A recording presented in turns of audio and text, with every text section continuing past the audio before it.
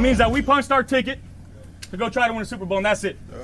We got one game at a time, starting at 1 o'clock on Sunday. Love y'all, boys. Love you. Love you. I'll go to war with every single one of you, every game, all right? Love you, 1-7. Here we go.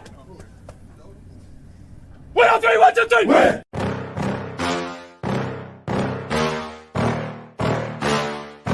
Yeah. Please tell me that I can't, that I won't, that I fail, that I'll never make it out, yeah. Please tell me all the bad, never good, fill my head full of every single doubt, yeah. Please say any negative thoughts, I pop off when I hear people say I cannot. I get off to the thought of proving everyone wrong, I won't stop to the top, so you better back off and get lost. I'ma stay loud, stay proud, never running out, never heading south. I'll be spreading out, call it word of mouth, can't put me down, I'll be getting loud. You can have your doubts, not what I'm about, have your fucking cloud. It be raining now, I keep making sound, go another round, bitch I'm legend bound, can't stop me now. You don't wanna fuck with me, a slow burn like a disease. Just tell me that I can and I'll show you things that you couldn't believe. Just tell me that I can. Just tell me that I can. Just tell me that I can. Just tell me that I can. It's showtime. Welcome to the Mafia Sports Report. I am Tommy, and this is the Down and Drought series, episode number 15, 2014 Buffalo Bills, part 2. We are down to 2 episodes, right, to go. We got 2015 and the 2016 season, the Rex Ryan years, coming up starting next week, 2015, and then obviously we finish it out the following week on 2016. So what is going on, Bills Mafia? Happy Sunday to you. And, man, this series has been fun. I know it's not for everyone, but I've had a blast doing it. It's the off season. Why not? I thought this was a good time to bring back some I don't know, what do you call it? Bad memories, fucked up memories, just, crazy memories of the drought years that we lived through. And this has been like I said, I've enjoyed it. I know some of you guys have had a good time watching this and watching all the interviews, player interviews, the coaching interviews, the owner interviews, and what a disaster it was in those 17 years with this team. But hey, man, you know what? I don't hate it, man. It is what it is. Part of the history of the Buffalo Bills. So, and I'm really enjoying these OJ Simpson. These OJ Simpson clips from Naked Gun, Nordberg, and yeah, the reason why I'm playing them, you guys know why. OJ Simpson not included in the family circle. We talked about this yesterday. I think it's a little ridiculous, but one, the name change is so stupid, and two, I mean, are we now just, when we talk about the Buffalo Bills great players, we just skip the name OJ Simpson? When they talk about the Buffalo Bills greatest running backs, right, all time that came through Buffalo, we just skip his name. Right? Come on, man. Right? When you look at the Hall of Fame players, OJ Simpson, he wasn't a part of the Buffalo Bills. He's just a part of the 49ers. It's like, come on, man. It's a little ridiculous, but once again, I'm not going to lose sleep over it, but what does bother me is that not only do they get that wrong, in my opinion, but not adding players like Eric Moulds to this family circle that you got going on here in 2026 is outrageous. Now, it's not completely up, so I'm not going to kill them just yet, because maybe they do add Eric Moulds by the time the season kicks in, but as of now, I've heard nothing about Eric Moulds' name being part of this family circle, this, gas station that we're going to called Family Circle outside the Buffalo Bills Stadium, where they put some names up on a wall outside of the stadium. But yeah, if anyone deserves it to be on there and really has deserved it, and yet still not on there, is Eric Moulds. And then, of course, you can start talking about players like Kyle Williams, players like possibly Fred Jackson. Now, look, Fred Jackson is an interesting one because I thought he was a really good running back here, but he was good teammate, good person on and off the field. So, all right, if that's the route you're going with this whole family circle thing, where it's not about just what you did on the field, it's about who you are as a person, then Fred Jackson probably deserves to be on the family circle, as you call it. But we'll see. We'll see if they do the right thing when it comes to this family circle that they're calling it now. Which, by the way, it's the Wall of Fame. Okay, let's keep things real. But it just seems like with the new stadium and these, the new age that we're in, everything has to be politically correct and it's just the way it goes now. So you couldn't just keep it the Wall of Fame. It has to be the family circle. Everything has to change now in 2026, a new stadium. It's crazy to me. But anyways, we're here to talk about the down and drought season or down and drought years through the Buffalo Bills. We are on episode number 2 or part 2 of the 2014 Buffalo Bills, episode 15. Quiet in here today, man. I don't know where you guys are at today, but not a lot of people watching today. And that's all right. That's all right. I'm not going to kill you guys. I know you guys will watch the replay later on. So without further ado, let's get this thing going. And hey, for those that aren't here live, you guys can watch it later. And yeah, man. All right, here we go. Episode 15, 2014, Part 2. The year that is drawing towards its close has been filled with the blessings of fruitful fields and healthful skies. To these bounties, which are so constantly enjoyed that we are prone to forget the source from which they come, others have... All right, somebody is in the building. We got King Volts in the building.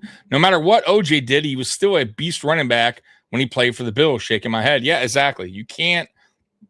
Look, they could try their best to, distance themselves from OJ Simpson. But the reality is he's still an NFL Hall of Fame player. He still has his name in the record books. And he's still considered a Buffalo Bills player. That's where he had his, best seasons, right? If he played for Buffalo for a couple of years and moved on and had his best seasons in San Francisco, then this wouldn't really be a conversation, right? That would be a San Francisco 49ers conversation. But the reality is O.J. Simpson in that period of time and that run that he had was the best football player in football, period, right? And the best running back without a doubt at that time. So,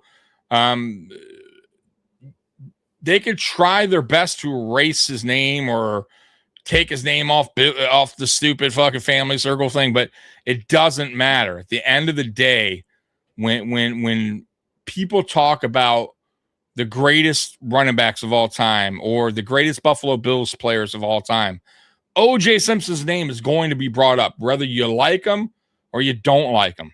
The reality is what he did on the field. We ain't talking about the bullshit that he did off the field.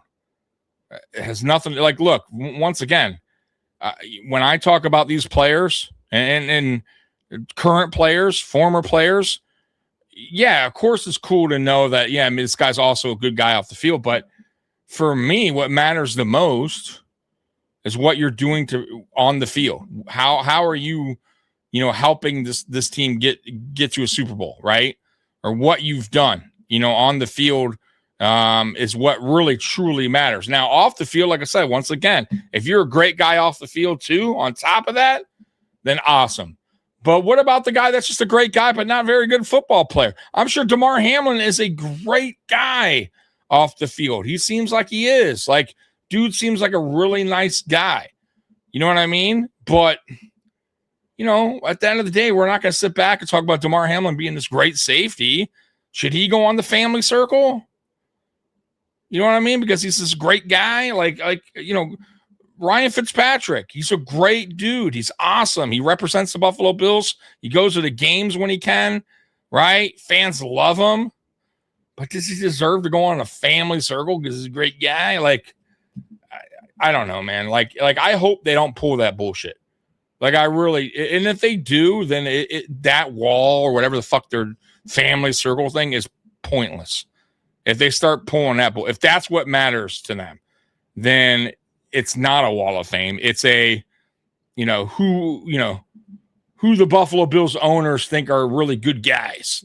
And then it's pointless. For me, it's pointless. I'm not going to take my, let's say you have a kid, you're going to take your kid to this family circle wall and tell him, hey, Ryan Fitzpatrick, look, he was all right, but that guy is a great guy. Like, let me show you highlights, son, of his 24 interceptions that he had one year. No matter what OJ did, he was still a beast running back when he played. Yeah, exactly. What's going on, Bob? How you doing, brother? He was damn good. Of course he was. Like, let's be real. When, and of course, I'm not, I wasn't watching Bills football in the 70s, but from what I know, because I like to learn the history, of my team, I know the Bills were not a very good team at the time. It wasn't there, this is not, Buffalo's not a big market sports town. And OJ Simpson put Buffalo Bills on the map. Let's be real.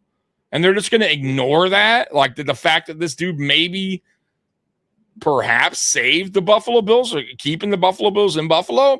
Maybe just throwing that out there. But even if that's not the case, he still put Buffalo on the map. He made the Buffalo Bills like a talked about team instead of a joke. And once again, it doesn't matter if they try to push themselves away from him.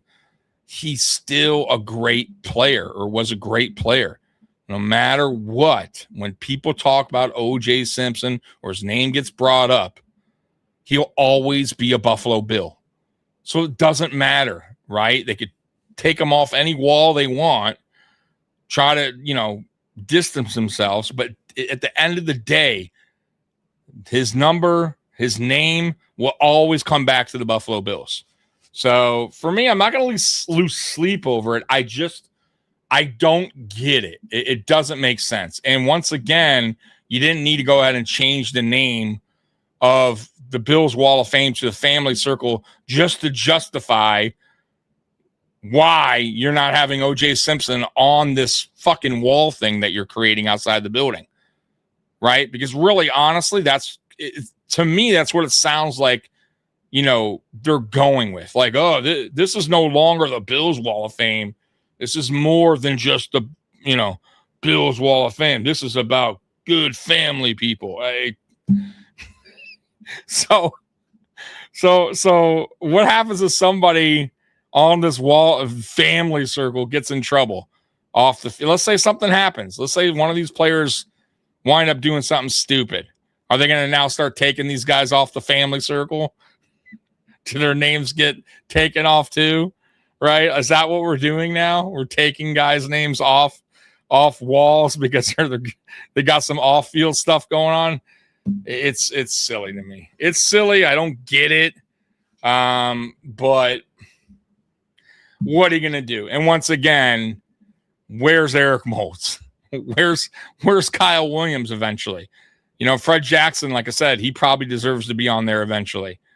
But damn, that's the other thing too. I don't get. You got the Buffalo Bills love having these players come back to games and running. They call them Bills legends. They come out and they run the team out onto the football field. They get the fans all hyped up on the microphone. Eric Moulds has done it multiple times. So you ask him to do that for you, but yet you won't recognize what he did on the field for you. It makes zero sense. You know what I mean? If I'm Eric Moulds, I'm going, damn, dude, I gave you 10 years, right, where I could have left and like possibly been a Hall of Fame player. That's how good I was. If I had an actually, good quarterback, throwing me the ball. But I stuck with you guys for 10 years through the bullshit, all the coaching changes, all the coordinators. And whenever you called me to come out and run the team out in the field and be a Buffalo Bills trooper, right? Be the family guy. you don't respect me enough to put me on your stupid fucking family circle. Right? I mean, it's a slap in the face. So, like, if I'm Eric Moulds, I'm like, you know what, dude? No, I'm good, bro. I'm not going to run the team out in the field. You call me a legend, but you don't put me on the Bills Wall of Fame. Come on, man. So, I think the Bills sometimes they have it backwards, and I love my Buffalo Bills. I do, but whoever's in charge of that is fucked up. Is Lee Evans on there? He was dancing good too.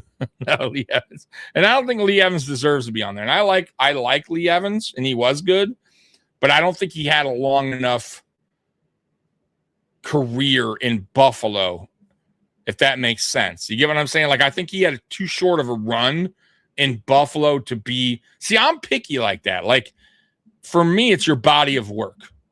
Your body of work and how long you've been on the team. If that's what you're going with, like, you know what I'm saying? Like, the NFL Hall of Fame is different because your body of work could be, a lot of players go from team to, they're not on one team their whole career, right? But like certain players, Bruce Smith, for instance, he'll always be a Buffalo. He only played 1 year for Washington, I believe, maybe two. I think it was 2 actually. But my point is, if you're a team, and most teams have their own Wall of Fame, right? And some of those players aren't in the Hall of Fame, but they're putting them there because of the body of work and how long they usually, that they played for the team, right? Like they take all that in consideration.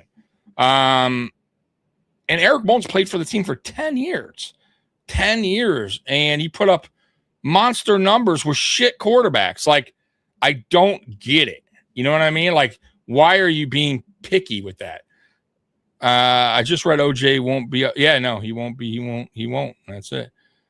No, he's not going to be anywhere. No. So it is what it is. Once again, man, I'm not furious about it. I just don't get it, if that makes any sense, right? You know what I'm saying, guys? Like, my co-host Mikey don't give two fucks. For me, it's still a story to talk about. This is a podcast for the Buffalo Bills. I'm going to talk about it. And it's not that I'm mad. I just don't understand it, is where I'm coming from. Like, I don't understand the name change, and I don't understand where they're going with it. Because if it's about being a great guy, then man, there's a lot of great dudes that came through and play for the Buffalo Bills. And then if you start just adding people, then what is it really about at that point, right? You get what I'm saying? Is it about really what you did on the field, or is it just about how great of a guy you are? So I don't know the direction they're going with this.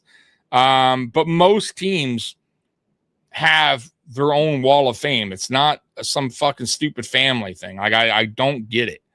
But anyways, that part's over. I hope they eventually, honor, Eric Moulds and do the right thing. Will they? Who knows? They've had years to do it, and they have not. So, and if they continue to do that, once again, if I'm Eric Moulds, I'm done with the team. I'm not doing any walkout with the team.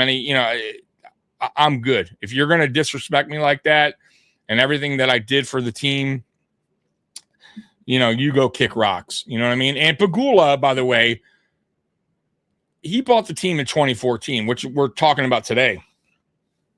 He doesn't really know the history of the team. Let's be real. Like, I don't think he knows the true history. He doesn't understand the drought years. He doesn't understand the players that we had here that played on those teams. Like, he has no, he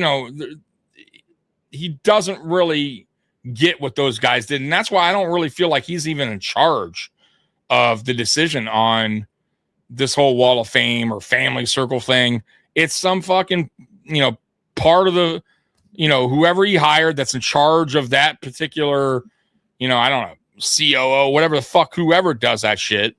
And once again, I question, do you even know the fucking history of the team, the players? You know what I mean? Or are you just going by what? Like, so, yeah, I don't know. I don't know.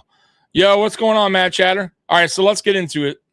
Oh, by the way, too, the next 2 episodes, 2015 and 2016, they're 2-hour roundtables. That means we're probably going to be here for about a good 3 hours. Because you know how I like to do. I like to pause it and talk and all that good stuff. So look at this Pegula mania. I paused that thing right on.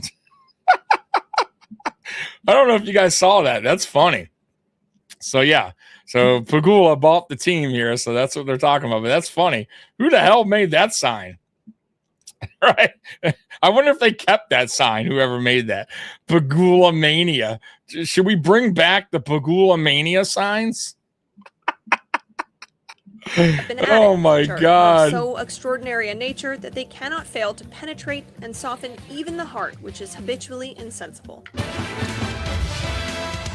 Boy, people are loving Terry Pegula there. On Inside the Buffalo. Wait. Can't use that title. How about this? All right. Let me know if you guys can hear the video and you can hear me. I just want to make sure. Okay. We're getting into when I'm talking, you can hear them, you can hear me. Everything's crystal clear. Yeah. Let me know in the chat, please. Thank you. Into the 2014 season. Friday, August 29th, the Bills cut Thad Lewis. Sorry. I know. Oh, Thad Lewis. No. Jeff Toole. Oh, Jeff Toole. For Toole Time fans from coast to coast. Everything sounds good, pal. All right, thank you, Bob. $3 million signing. Kyle Orton, Uncle Orton in the house. $5.4 million base. Get him, Uncle Orton. That's a lot of money to give a backup quarterback. I remember thinking, okay, well, here's the guy when and if EJ falters. More like when, and it kind of came out of nowhere. I remember being a little surprised that Orton was going to be the Mikey guy. hates Uncle Orton. Another, I don't know why. Backup quarterback. I think I really looked at him. I mean, he wasn't a bad quarterback for us. Like 1 year. Orton probably would have been a little better at the job. It wasn't like he's an unlikable guy either. I don't recall him being an asshole or anything. You mentioned the money, and that sends alarm bells off in your head because I don't know, maybe it was a week earlier, 2 weeks earlier, they brought in Jordan Palmer, and I thought, that's different. Didn't think we were going to talk about him in a busy year like this, but okay. I was like, that's. I swear this guy looks like Matt Perino's brother or something. Must be like an extra quarterback. His older brother, because that's basically what Jordan Palmer has become. But Kyle Orton, oh my God, it was like, maybe they don't have the faith in EJ that we thought they did. And Doug Marrone played nice, and Kyle Orton played nice. Said he was there to be a backup, but it was obvious to anybody who watched camp that EJ wasn't very good, but that the guys behind him were. God, imagine so they needed. Draft EJ Manuel, and he's so bad that you have to go. Yeah, the Kyle Orton rides again. Good Lord. Trouble in Paradise continues on Friday, September 5th, 2 days before the start of the season. Jason Lockenfora, who is, maybe Bon Jovi's enemy number one. Lockenfora is on the list. Yes. He's up there in terms of Bills fans, but he gets things for better or worse. And there have been instances where he's been incorrect or inaccurate. But this is a story that kind of had been percolating, and we knew that there had been issues in the 2013 season. Well, Lockenfora reports of a shouting match between Marrone and front office members on a practice field. Of players. Sources then say, and this is a part that I don't know if it's true or not, but I just want to believe Marrone fighting. Marrone refers to himself as Saint Doug. And this was a nickname that stuck with him Doug. to this day, really, the Saint Doug nickname. And he calls himself that because it takes 2 miracles to be canonized. He did one at Syracuse, and he's in the process of doing one in Buffalo.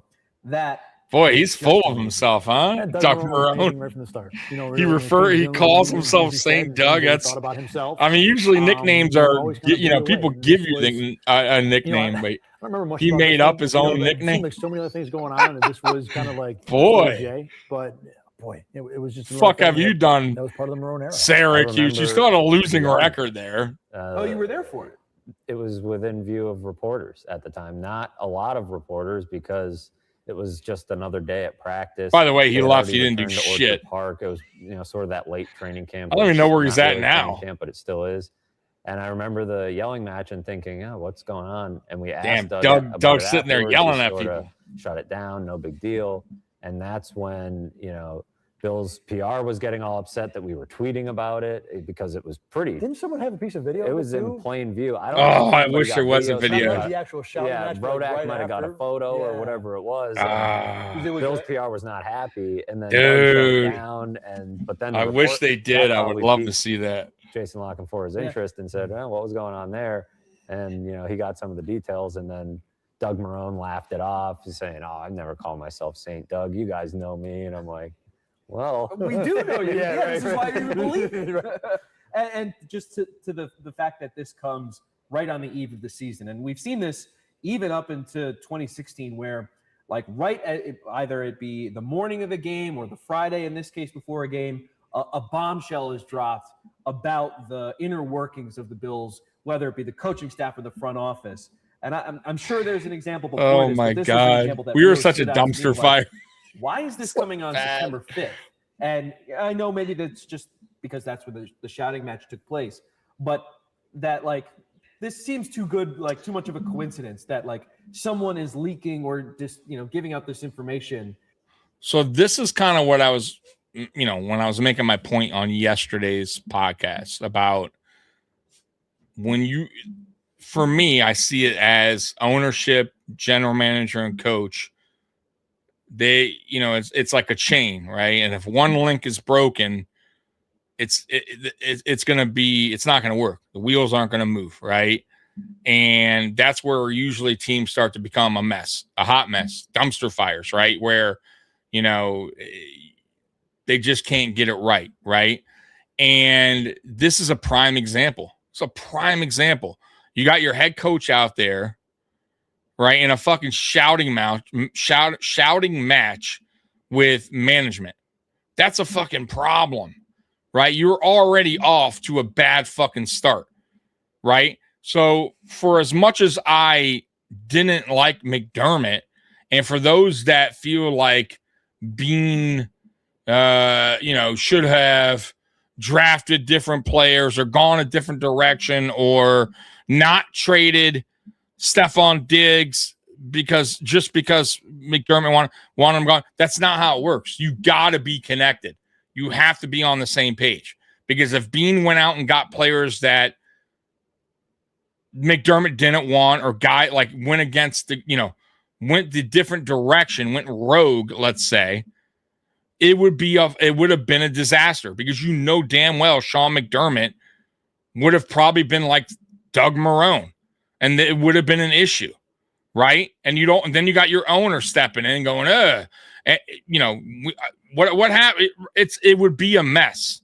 And if you recall, back in 2000 or 99, when we had the whole Doug Flutie, Rob Johnson issue, once again, there was a disconnect. It was a disconnect between ownership, GM, and Wade Phillips, the coach, over who to start, because they went out and made this big trade for Rob Johnson, made him the highest paid franchise quarterback ever. So they spent mad money, draft picks, first round and a fourth round, and they wanted return on the investment. And Wade Phillips was basically forced to start Rob Johnson over Doug Flutie, even though Wade Phillips knew that Doug Flutie was the better option. But what are you going to do there? And now there's a disconnect. And ultimately, it backfired. Everything went to shit. Wade Phillips eventually got fired, right? You can't have that. I mean, if you look at other teams around the league, it's the same thing. With these teams that they just can't get shit right.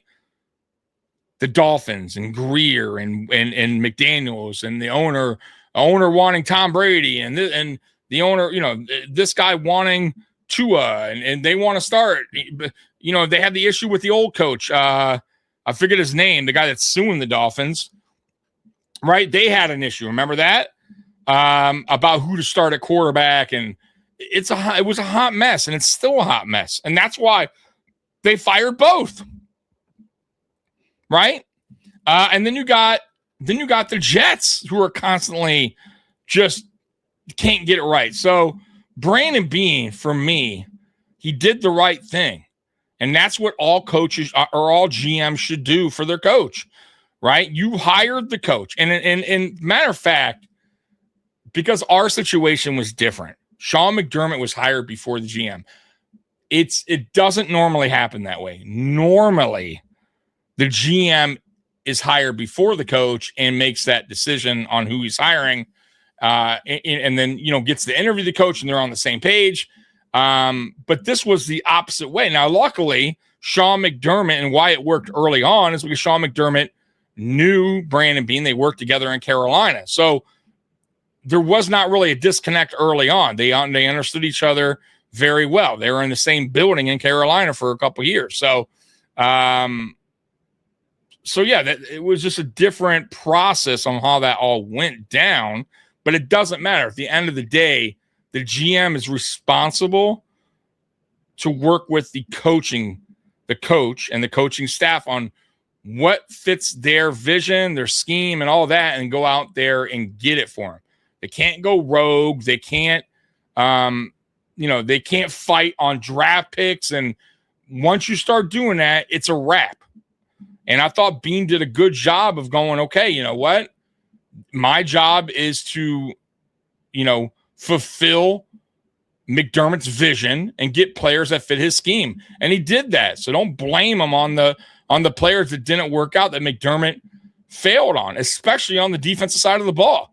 Because really that's what we're talking about when we talk about the failures of the Buffalo Bills. It's not so much about the offense. It's more about the defense, right, throughout the years. Let's be real, right? The only real, disappointment or even conversation about the offense has been what? A true number one. And really that just came up over the last 2 years. We haven't had a wide receiver issue up until we got rid of Diggs. And the only reason we got rid of Diggs is because Sean McDermott wanted to get rid of Diggs. So, this is a prime example of when shit is already going bad. It's not going to work out. And look, it didn't. Right? Doug Marrone leaves after this season. Fuck yes, you're live. Snoopy, how you doing, brother? I'm Ubering. Oh, okay. Ubering. Okay, listen to you now. Snoopy, what's going on? Buffalo Dougie. Not Buffalo Dougie. Suffer Dougie. Oh, Suck a Dougie. Is that what you said? God. All right, let's get back to it. As a way to undercut. Oh my God. In the Buffalo Bills organization. Well, I remember correctly. Wasn't that about Kyle Orton? Wasn't this Marrone wanted Orton and management did not, or vice versa, or something like that? I don't know that the subject of the meeting ever became. I think it had to do with roster cuts. Somebody got cut that, whatever it was. Guys, Marrone, I'm Jim telling Monis, you. Doug Whaley and Russ Brandon were involved in the shouting match. So you don't have to, connect too many dots to figure out who was talking. It was probably one of those four guys. And it was very interesting because look, that's exactly what I just talked about is exactly where you don't want your team to be. It doesn't. Because at the end of the day, Doug Whaley, and this is the guy, even though I don't like Doug Marrone, it doesn't matter. Doug Whaley and Russ Brandon, you hired Doug Marrone. Your job is to build around Doug Marrone's vision and scheme, right? And clearly they didn't. Clearly they did things that Doug Marrone probably didn't approve of, right? They went kind of rogue. And there's your disconnect. Now you got a pissed off coach who doesn't want Kyle Orton, or doesn't want a certain player, whatever the case may be. But you already have this dysfunction already in the clubhouse and on the team before you even start the season. It's already a failure, right? It doesn't matter. It's a failure.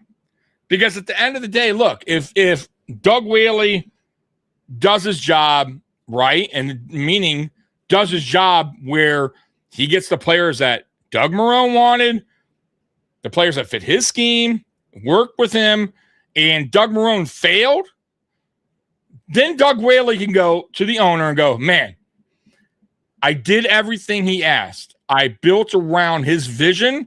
I got players that fit his scheme, and yet here we are, right? Still, we're still not a playoff team, right? We're still having issues at quarterback. We're still having issues on defense, whatever the case may be.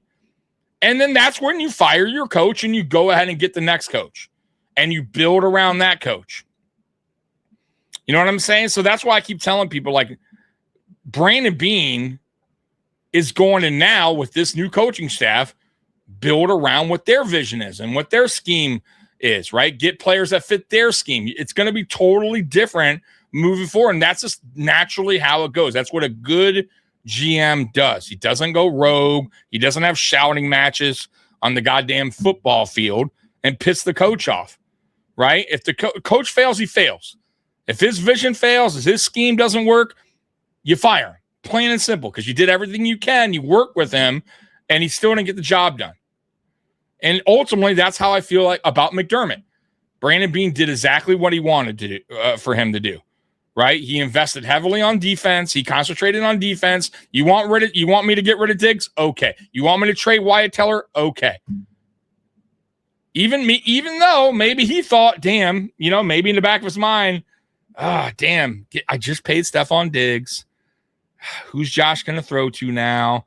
Because damn well Brandon Beane had these thoughts, but he's not going to go against the coach's wishes. He's just not, and he shouldn't, to be honest with you. His job, that's not his job. His job is to understand what the coach's needs are and wants are and provide him with those players, or provide him or do what the coach asked him to do, which is exactly what Brandon Beane did at the end of the day. And ultimately, let's be real, it didn't work out with Sean McDermott with the Stephon Diggs situation. It backfired. And ultimately, I mean, that's another reason why probably it cost him his job.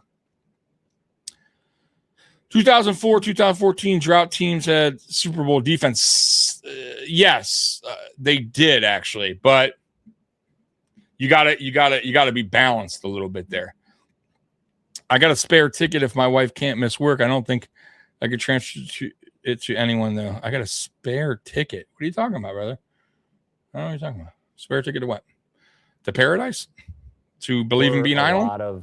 There was a lot of clashing. You got a spare ticket to Believe in Bean Island? And his staff, and don't be out there selling tickets, Snoopy. Public display, and they tried to hide it more as things went on, but only a select few could come to Believe in Bean Island, right? Later, it played a big role in Doug Marrone's eventual departure. And then there's also, there also have been reports earlier in 2014 of, divisions and conflicts coming up between the old guys and the new guys. The guys that were there under Ralph that had been there since the 80s, whether it be Berchtold, and we know of the Berchtold-Marrone, friction. And Doug Marrone doesn't come across a guy that's not going to speak his mind. Like, he looks like a dick. I'm sure he is a dick. To me, it just felt like, but he's definitely not going to bite his tongue and be like everybody's just kind of stabbing a Wade Phillips. And no offense to Wade, and I like Wade. Wade Phillips, underrated coach. But Wade Phillips also did what the owner asked him to do, and the general manager at the time, right? This isn't too far off the hill. Doug Marrone was not, you could tell he's not that type of person. He's not going to just go with the flow. He's going to do things his way. And there's a disconnect, obviously. Yeah. So the start of the season, November 7th in Chicago, a sunny day at Soldier Field. Marrone and moron. What did I say? What's going on, Scott? You know what I meant. Week 1, September 7th. Thank you, Thad. You're welcome. EJ Manuel runs in for a touchdown. It's a nice little finger roll celebration in the end zone. Corey Graham and Kyle Williams. Graham. Kyle Williams pick off Jay Cutler. Mario Williams and Brandon Spikes, they sack Cutler. Game goes to overtime. I forgot about Spikes. You guys remember him? As he shoves Chris Conte into another time zone. As Dan Carpenter came. Dude, I remember that. That was fucking great. I remember thinking, I was so hyped up on that. Which was good in 20. You guys remember that? I got to rewind that. It's easy to get down and do all that stuff. Yeah, so like that was like, dude, that brings back memories. That Fred Jackson run right there. Week 1, September 7th. Mean stiff arm, man. Just EJ Manuel runs in for a touchdown. It's a nice little finger roll celebration in the end zone. Corey Graham and Kyle Williams. That's right. Kyle Williams pick off Jay Cutler. Mario Williams and Brandon Spikes, they sack Cutler. Game goes to overtime. Fred Jackson has right here. I think it was like one of the first plays, right? Second play of the game. Time zone. Dude. Dan Carpenter kicks the game. I mean, it wasn't like Fred Jackson's a big running back. You know what I mean? Like, it wasn't good, but the Bills. Oh, dude, that was epic, man. 2013 looks legit here at the start of 14. That was epic. Get down and do all that stuff, and here we go. But I didn't see any of that from this team. This team was like, hey, we're going to get this thing done. We're going to go out and stop them. We're going to get the ball back, and we're going to score. We have a lot of guys on this offense that believe in everything that we do. And nice, we had bro. An opportunity to go win. That's awesome, Snoopy. Defense did their part. Got them to punt the ball, and it was on us to go win, and we were able to do so. A lot of people thought the Bears would be pretty good in 2014, so that was seen as a really good win. That was a game that I think most Bills fans went into thinking there's probably not a reasonable chance Buffalo to win it, and then to pull it out. It was a great feeling. And I remember Anthony Dixon coming off the field, the first of the great Anthony Dixon post-game rants about you better watch out for Buffalo. Hey, man, it felt good, baby. We're going to shock the world. They down us. They sleeping on us. They're going to have nightmares. But as it turned out, the Bears weren't nearly as good as anybody thought. And as good as anybody thought either. There was better watch out. We're coming for you. EJ's finger roll, but what you didn't mention was when EJ shushed the crowd. And that's the screenshot that I think will live forever when he got into the end zone. And he was feeling pretty confident after that. And like you said, he wasn't very good. No. But a road win against the Bears, who looked like a pretty good team, that defense looked for real. All of a sudden, I thought, wait a second, everything I watched in training camp, this team. We're going to shock the world. All right. Maybe they're not so terrible. But we are. The rest of the I would say I got a spare ticket if we get if White can't make it, but I don't think I could transfer to anyone not selling at low key offering. You don't come. Just gotta. I'm just so proud to be a part of this team. To be okay. Team leaders, be the quarterback. If I lived in Buffalo, I might take you up on that, brother. A lot of resiliency. It seems like nothing is phasing him this year. He's taking his whole team, not just this offense. He's taking his whole team. Robert Woods. We're all believing in him. Now we're just playing, there's no more thinking. We're just going out there and playing football. Before we get to week 2, Monday, September 8th, the final bids are submitted. Pegula, Trump, and the Bon Jovi Toronto group have submitted bids. Oh, they're putting their bids in to buy the Bills. Tweets out 16 exclamation points. Trump putting his bid in. See people like combing through everybody loosely associated with whatever organization or group or player, and to see the daughter of Terry Pegula tweet out 16 exclamation points and then follow the Bills. Oh, sweet, bro. Just the jump to that's awesome, man. I hope you everyone's living. I hope you do, bro. I hope you will get a chance to that's what's happening. To meet Josh, bro. At least get his autograph. That'd be dope. At 9:37 a.m., Tim Graham tweets an agreement has been reached. Oh, okay. Buffalo Bills and Terry Pegula, and that just set off a whole wave of quite a Tuesday in early September. It was party time. Yeah. Where exactly. So it wasn't out of nowhere. This St. John Fisher. The Bills scoring a touchdown pass in the last play of the game. Wow, I can't believe that happened. It was kind of the way things have been going, but it didn't make it any less of a relief or it was kind of like VBB Day, if there's such a thing, and everybody was happy. And even Terry Pegula in his press conference referred to a caller on WGR in Buffalo, the guy from from Dominican Republic, I think it was. Like that. Who just cried about how the Bills were going to stay in Buffalo. That's how important it was. Bills fans were living on a prayer, and that prayer came true. John Bon Jovi is not going to buy the team, but John's here to tell us. Boy, Buffalo hates John Bon Jovi. Scenario for the fans and really give the region, Buffalo, Rochester. Hey, some of his songs are cool. I'm not going to lie.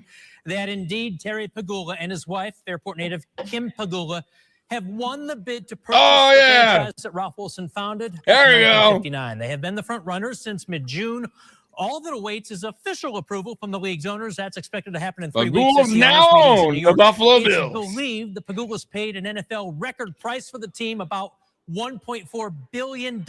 What this means, Kev, is long-term stability. I watched a little bit of it in Western New York. In a statement issued today, Pegula said, "Our interest in owning the Bills has everything to do with the people of Western New York and our passion for football." Fans had a reason to feel safe that the team would stay, but I didn't give a fuck as long as the team stayed in Buffalo. To be honest with you guys, I could care less who owned the team as long as they kept the team in Buffalo. Some bitter will swoop in and take them off to some city. And just hearing all those people call into WGR, some of them are crying and sharing all these stories. It's like, man, people had a lot of built up fear. that if they weren't expressing it publicly, they clearly had it, and they're relieved as anything that it's Terry Pegula, because obviously, it's very obvious that the team was staying, and that first home game after that was, a special atmosphere. People were really, really excited to have the team, and I think they showed it in that game. 2:45 p.m. that same day on Tuesday, September 9th, the Bills officially announced an agreement of the sale of the team to the Pegula family. Reports from Lauren Brill from IVB at the time for $1.4 billion. Before Pegula became Most for an NFL team ever at that point. An agreement needs league approval, but that's just going to be rubber stamped because, as we've said, Pegula has clearly got everything in line and checks all the boxes for an NFL owner. Really kind of some relief there. Yeah, but it can happen. But I hear you. But it can 12, 15 it can happen, and it's happened. I don't have to tell my kids what kind of a special place this was. I can actually bring them and never say them, never, because it's proven that it can. I think it was a great day for everybody that's involved in this community and this organization. We want to be in Buffalo. We want to be here in Western New York. There's a tremendous fan. Yeah, but Matt Chatter, it's not. I mean, if we're gonna really, you want to, I'll rewind that so we can hear these interviews. But it's not. It's not that it's super common, but it's happened throughout the years. I mean, the Raiders moved to Las Vegas. The Rams were the St. Louis Rams, and now the LA Rams. The San Diego Chargers, and now the LA Chargers. The Tennessee, the Titans used to be the Houston Oilers. Now they're in Tennessee as the Titans, right? The Browns moved multiple times. The Colts moved multiple times. The Bears are actually moving now. You know what I mean? Like, it's not really uncommon. Like, it happens, dude. So, like, to say it wouldn't, I wouldn't necessarily say that would be true, though I get your point. It's easier said than done. Like, but it was a possibility that it could have happened. Absolutely. And we were a bad team back then. You know what I'm saying? It wasn't like the Bills were this awesome team, because the majority of teams that wind up moving or relocating are teams that are usually not very good. I mean, most of the time, right? So the Bills weren't good. The Bills were pretty bad for a long time. So, just saying, it was a possibility, but luckily it didn't happen. It's fun to learn history when I'm not an OG fan. There you go, Snoopy. See, history is good, man, to understand what we went through and how a team can be kind of a dumpster fire, right? Or be a dumpster fire. We were a dumpster fire team, and why it all happened, right? There's a lot that took place for it to be the way it was, right? And, obviously if you know football, you understand that, one, there's a few things that you have to have in place, right? You have to have a franchise quarterback, right? He doesn't need to be elite, but you have to have that franchise quarterback in place. That's one. Two, you have to have a coach and a GM be on the same page. You have to have that. If you don't, this is what you get.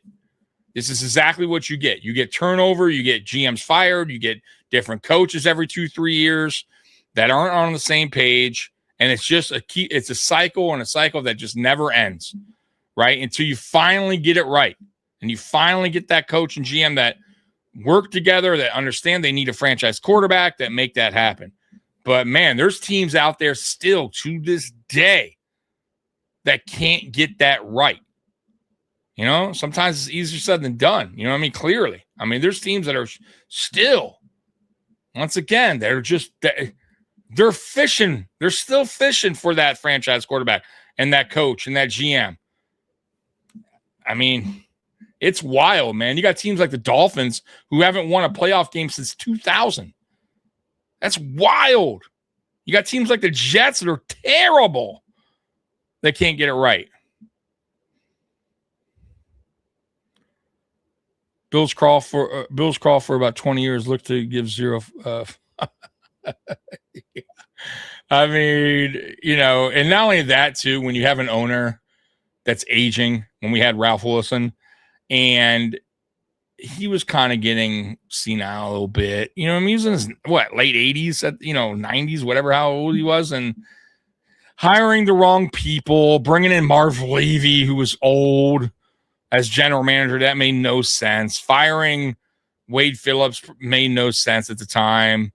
And then you're going through all these different GMs and coach. It was just, it was a disaster, right? And he didn't really have anybody in place to kind of take over, when he was not in his right mind in a way, and run football operations and get the right GM in place, get the right coach. It was just all fucked up. It was all fucked up. And then now he passes away, and now you got the whole sale of the team. It just wasn't going to be right for a while, right? As a newer fan, I took a step back for a second when I heard about OJ Simpson news in the Hall of Fame and stuff. I don't know he was a Bill before. Yeah, bro. Yeah, hell yeah, he's a Bill. That's where he was, that's where he made his name as a Buffalo Bill. You need to have a good owner. You're right. You are right. But you need to have an owner also that understands that, he needs to hire the right GM so he's not overstepping his boundaries as an owner. You get what I'm trying to say? Because there's very few owners that could do that. You know what I mean? That love football, that understand the game. I would say like the Cowboys, Jerry Jones. You know what I mean? Like he's proven to know the game very well and be the GM of his own team, and he has Super Bowl, so I can't kill him on that. But that's very rare, right? An owner needs to hire the right management to do their job and step away, and then if needed step back in and take care of business. But I don't mind my owner stepping away and letting everybody else do their job. You know what I mean? And that's what Pegula does for the most part. We don't really hear from Pegula much. Obviously the last time we heard him is when we fired Sean McDermott. And to be honest with you, he should have been the one out there on that press conference, even though he didn't handle it necessarily right. But I'm glad that he went out there and didn't just kind of leave Bean hanging, because ultimately it was the owner's decision to fire Sean McDermott. Part of being a good owner means knowing your role. Yeah, exactly. And his role is to spit out the money, trust who he hired, that they're going to make the right decisions. And if they don't, then your job as an owner is to fire them and get the right guy in place. Give max resources and hire people that know football. Yes, exactly. And then fuck off. Yep. Exactly. And that's what he's done, to be honest with you. I'll give him credit for that. That's something that everybody in this locker room is happy about. I was lucky enough to know Mr. Wilson, to have a relationship with Mr. Wilson, understand that what he meant to not only our franchise but the NFL as a whole. To have a relationship with him and now be here for the changing of the guard, it's I have a unique perspective. You try to tell guys about it, how special it is, but if they haven't learned to this point, they'll learn enough on Sunday to know that this is a special place. Week 2, September 14th against the Miami Dolphins.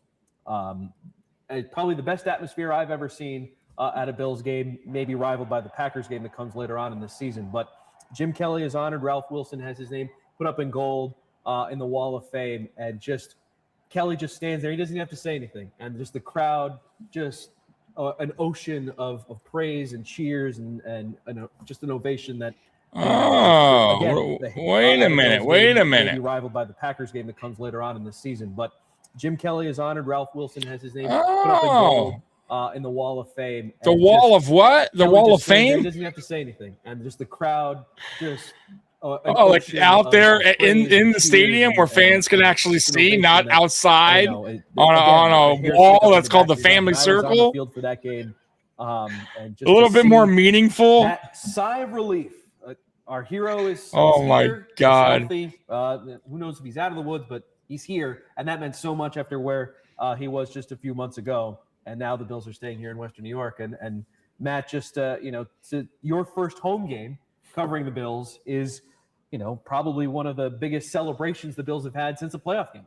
Yeah, I remember thinking, is this what it's like every Sunday? And it's not too far off, but that was, a height that maybe hasn't been reached since, like you mentioned. But you think Bills, Dolphins, September, not much to it, but it seems they could have done something way better with the Wall of Fame, by the way, instead of putting it outside on a goddamn, whatever they're doing, family circle, the parking lot. Fucking dumb. As I would always do in college, just to kind of take the temperature of the air. And look, son, it's the family circle. You could just feel how excited people Let's were. go walk over to the family to circle. watch football. Oh, not good only Lord. that Sunday, but for many Sundays to come because of Terry Pegula.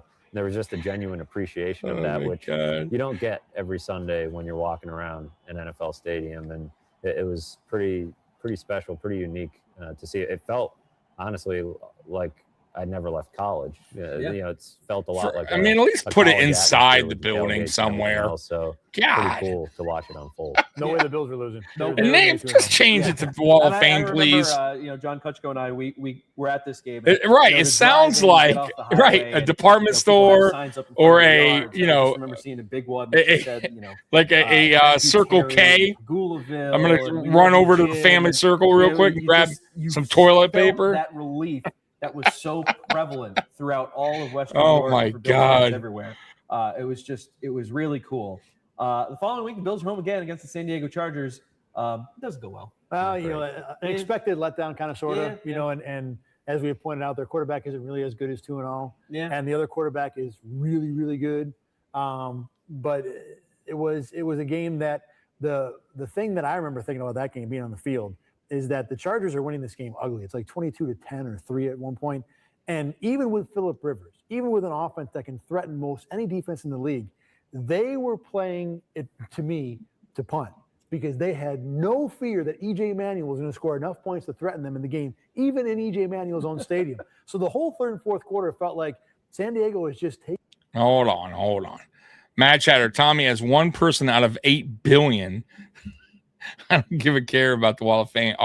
So, see, okay, and I respect that, and I get it, but for me, as a fan, a long life fan or whatever, long time fan, long life fan, I do care. I do, because, I'm a diehard fan, bro, Bills fan, and these players, you get kind of not attached to them, but you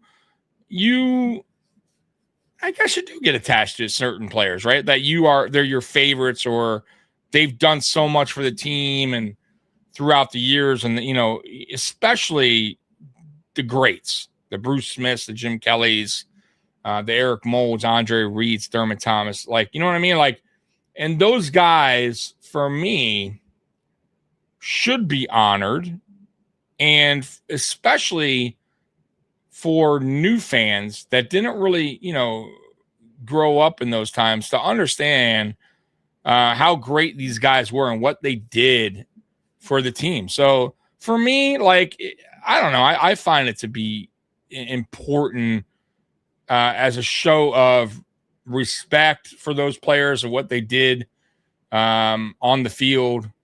And I think it's like I said, once again, I think it's a sign of respect, and also for people to understand the history of the team and know, okay, damn, think about it. You got young fans that have no idea who Bruce Smith is, but if you go to a game and you see the Buffalo Bills Wall of Fame, right, and you're with your dad, let's say, or whatever, older brother, and they're like, damn, they're just getting into football, right, and they look up and see these players' names on the wall. Right. And they're like, oh, Thurman Thomas, Andre Reed, Bruce Smith. Like, who were these guys? I'm going to go home and look at, you know what I mean? Like look these guys up on YouTube and see what they did. And, that's the point. You know what I mean? You're honoring them. You're also, the younger generation, is understanding on these greats that once played for the Buffalo Bills, not just current players. And for me, like, I've always looked at it like that. Like, even if, I wasn't a fan of, the Pistons early on, I still want to know the greats that came through. You know what I mean? just to kind of know the history of the team. You know what I mean? So I know it's not for everyone, and I'm not killing you on that, but I don't know. That I think it is important to honor those who played for your team, especially certain players that lasted, were on the team for quite a bit, right? I don't know. That's just my thinking of it, man. But everybody's different. You know what I mean? If you just one person, stupid opinion, but yeah, no, it's fine. Everyone can have their opinion. Steve Christie should be honored. Steve Christie was damn good. He was. You're right. But Eric Moe should be still on there before, and I love Kyle Williams, and probably Kyle Williams deserves to be on there after. But if you're gonna put anyone that's due, it should be Eric Moulds. Okay, you're right, but maybe a giant plaque to add names to that can get raised on the section. That's what I'm saying. Like, they could have came up with a different way of doing keep the name Wall of Fame and put it somewhere. You're telling me they couldn't find a place in this gigantic stadium that's built? You have to put it outside and rename it Family Circle. Like, for me, if you're walking into a stadium, the whole cool part of a stadium is when you walk in and they have players, statues, or they have a wall full of names or whatever. They're honoring, certain sections inside the stadium. You know what I mean? That's the whole fun of it. But outside, I don't know. Means a little bit less to me. It just doesn't seem as important. 1, 2, they renamed it Family Circle. It's just dumb. They could have done it better. Historical reference to these players, those that don't understand obviously have zero history with the Bills. Yeah, or some just don't care. I mean, I'm not going to knock anyone that just doesn't care. You know what I mean? But for me, I'm just telling you why I think a team should do that and honoring those that stepped on the field and gave everything they had and put up obviously great numbers. You know what I'm saying? On top of just being a long-time Buffalo Bill or a long-time whatever player you were for that team. You know what I'm saying? When you're wrapping up today, I want to know how long I got you to keep me sane while I drive. Oh, I'll be on here for a little bit, bro.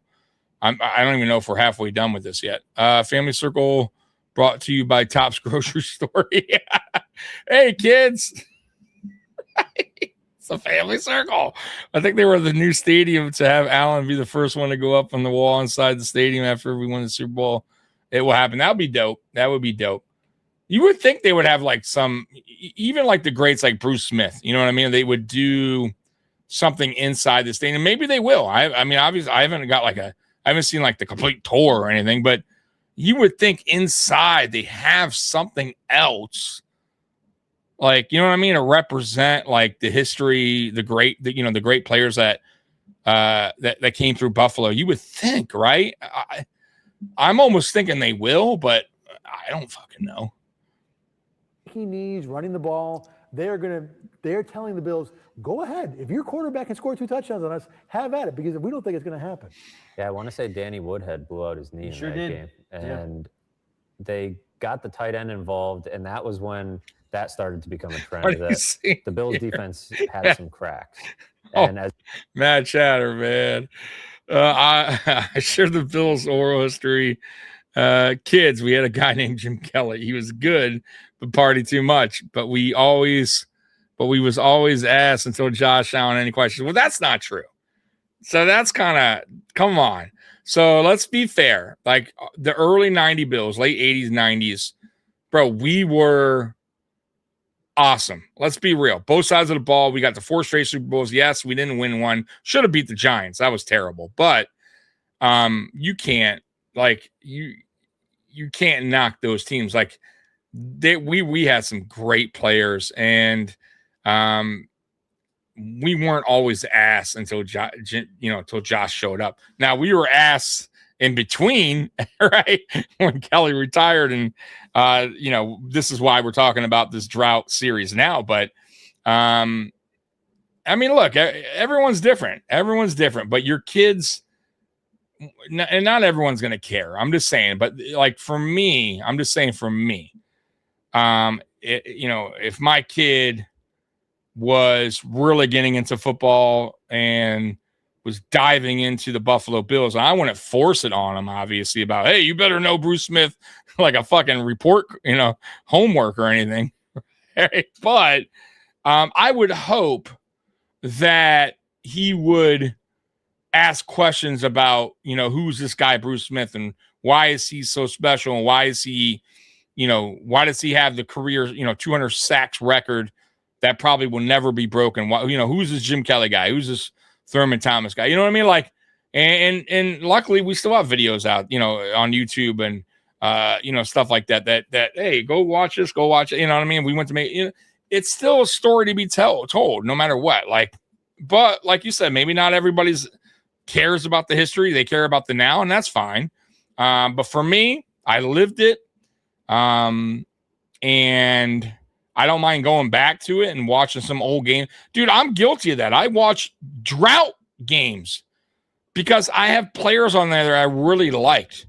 You know what I mean? Like, I do. You know what I mean? So, like, that's why I don't mind doing this series with you guys, because even though it was shit, even though we were terrible, there were still a lot of cool players that I like, man, that were some of my favorite players.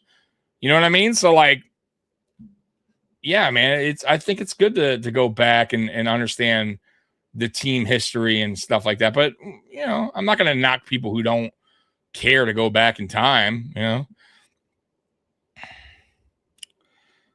Yeah, dude, that's awesome, bro. The Bills defense of 2014 was elite. They completely destroyed Rodgers and the Packers that year. Yeah. Yeah, the problem was with the offense, though, bro. You gotta be good on both sides of the ball, man. As good as that defense was, it was really good, but Phillip Rivers exposed them a little bit on that day. And this is when we had Jim Schwartz, I believe, too. Jim Schwartz was our DC this year, when the defense, if I'm not mistaken. You started to see that. Let me check that. Let me double check that. I'm almost sure that wasn't good enough. We knew the offense wasn't going to hold up its end of the bargain.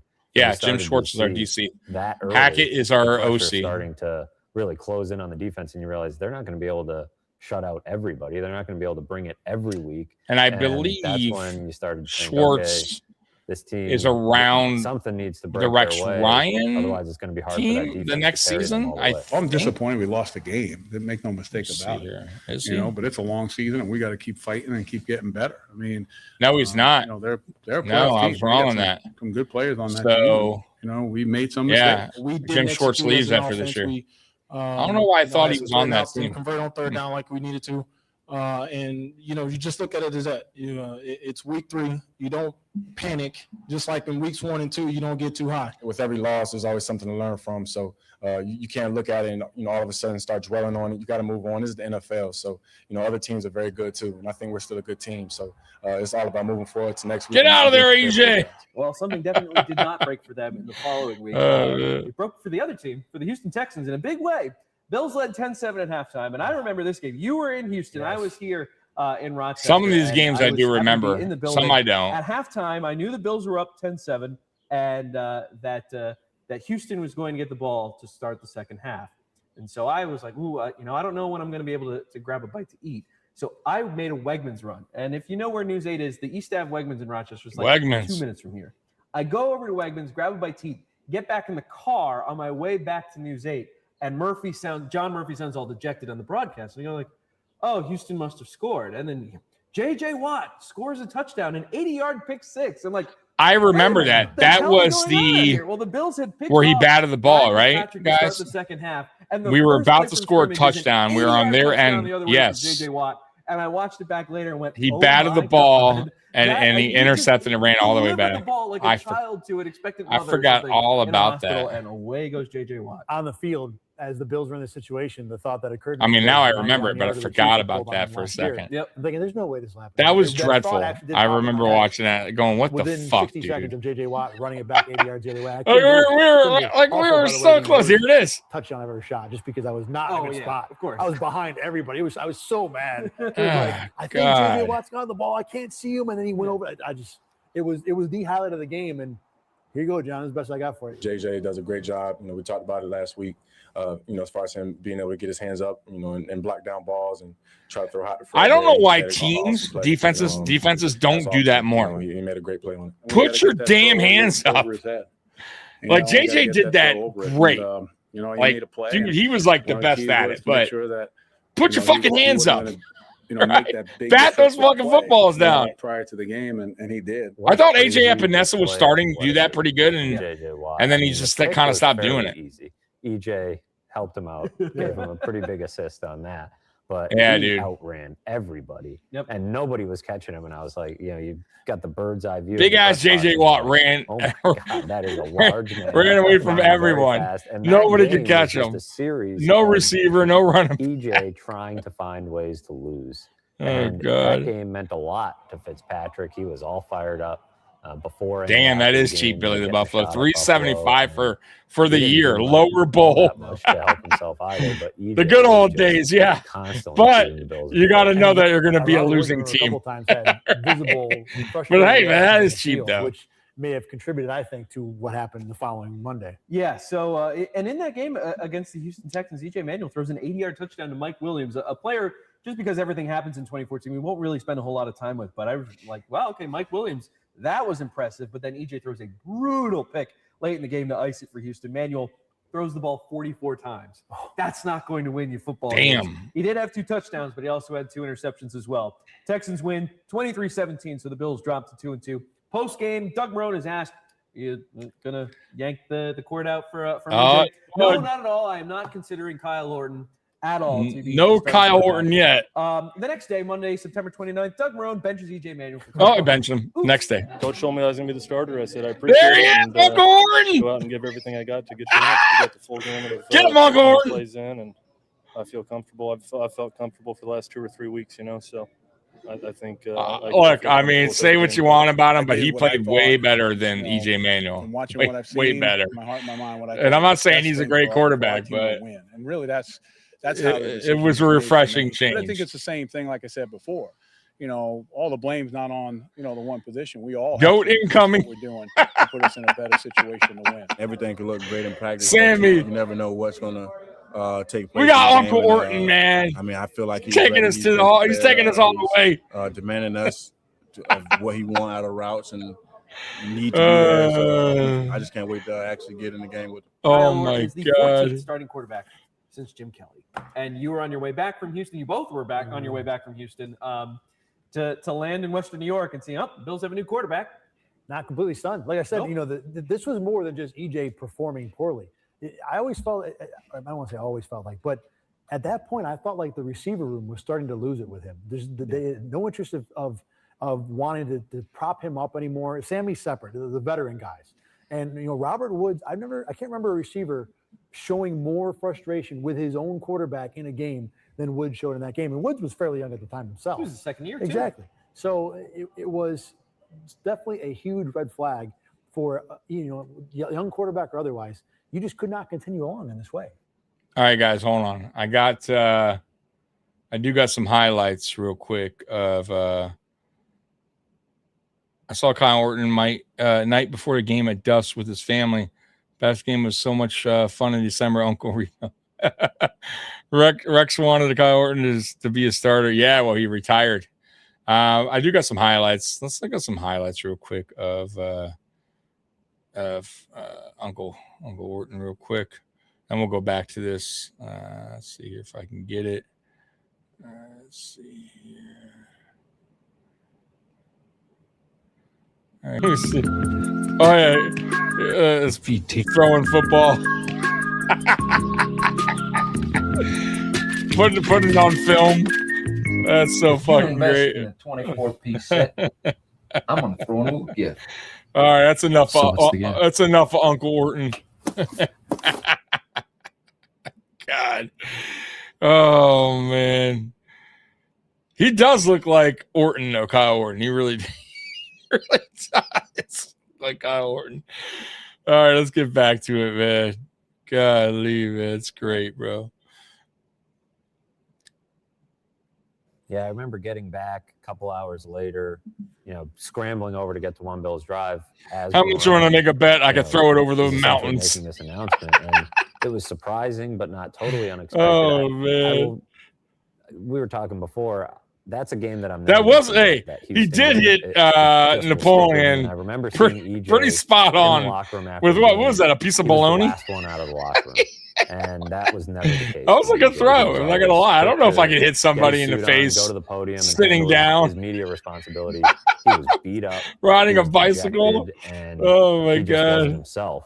And I think there was a fear with Doug Marrone and some of his staff that if they didn't pull the plug on him, they thought they had a chance to save him. When are we doing a drought series? And they thought if they kept playing him throughout that year, he was done. That was EJ not on my watch. He would never be benched anyway, 5 minutes later. They thought they could save him by pulling I'm going a different direction. Thought, hey, maybe we can save the season because they weren't stupid. Where to go, Doug Marrone? Defensive side of the ball. What a lie to everybody. They saw that EJ was killing them in a lot. Where did he go home and was like, you know what?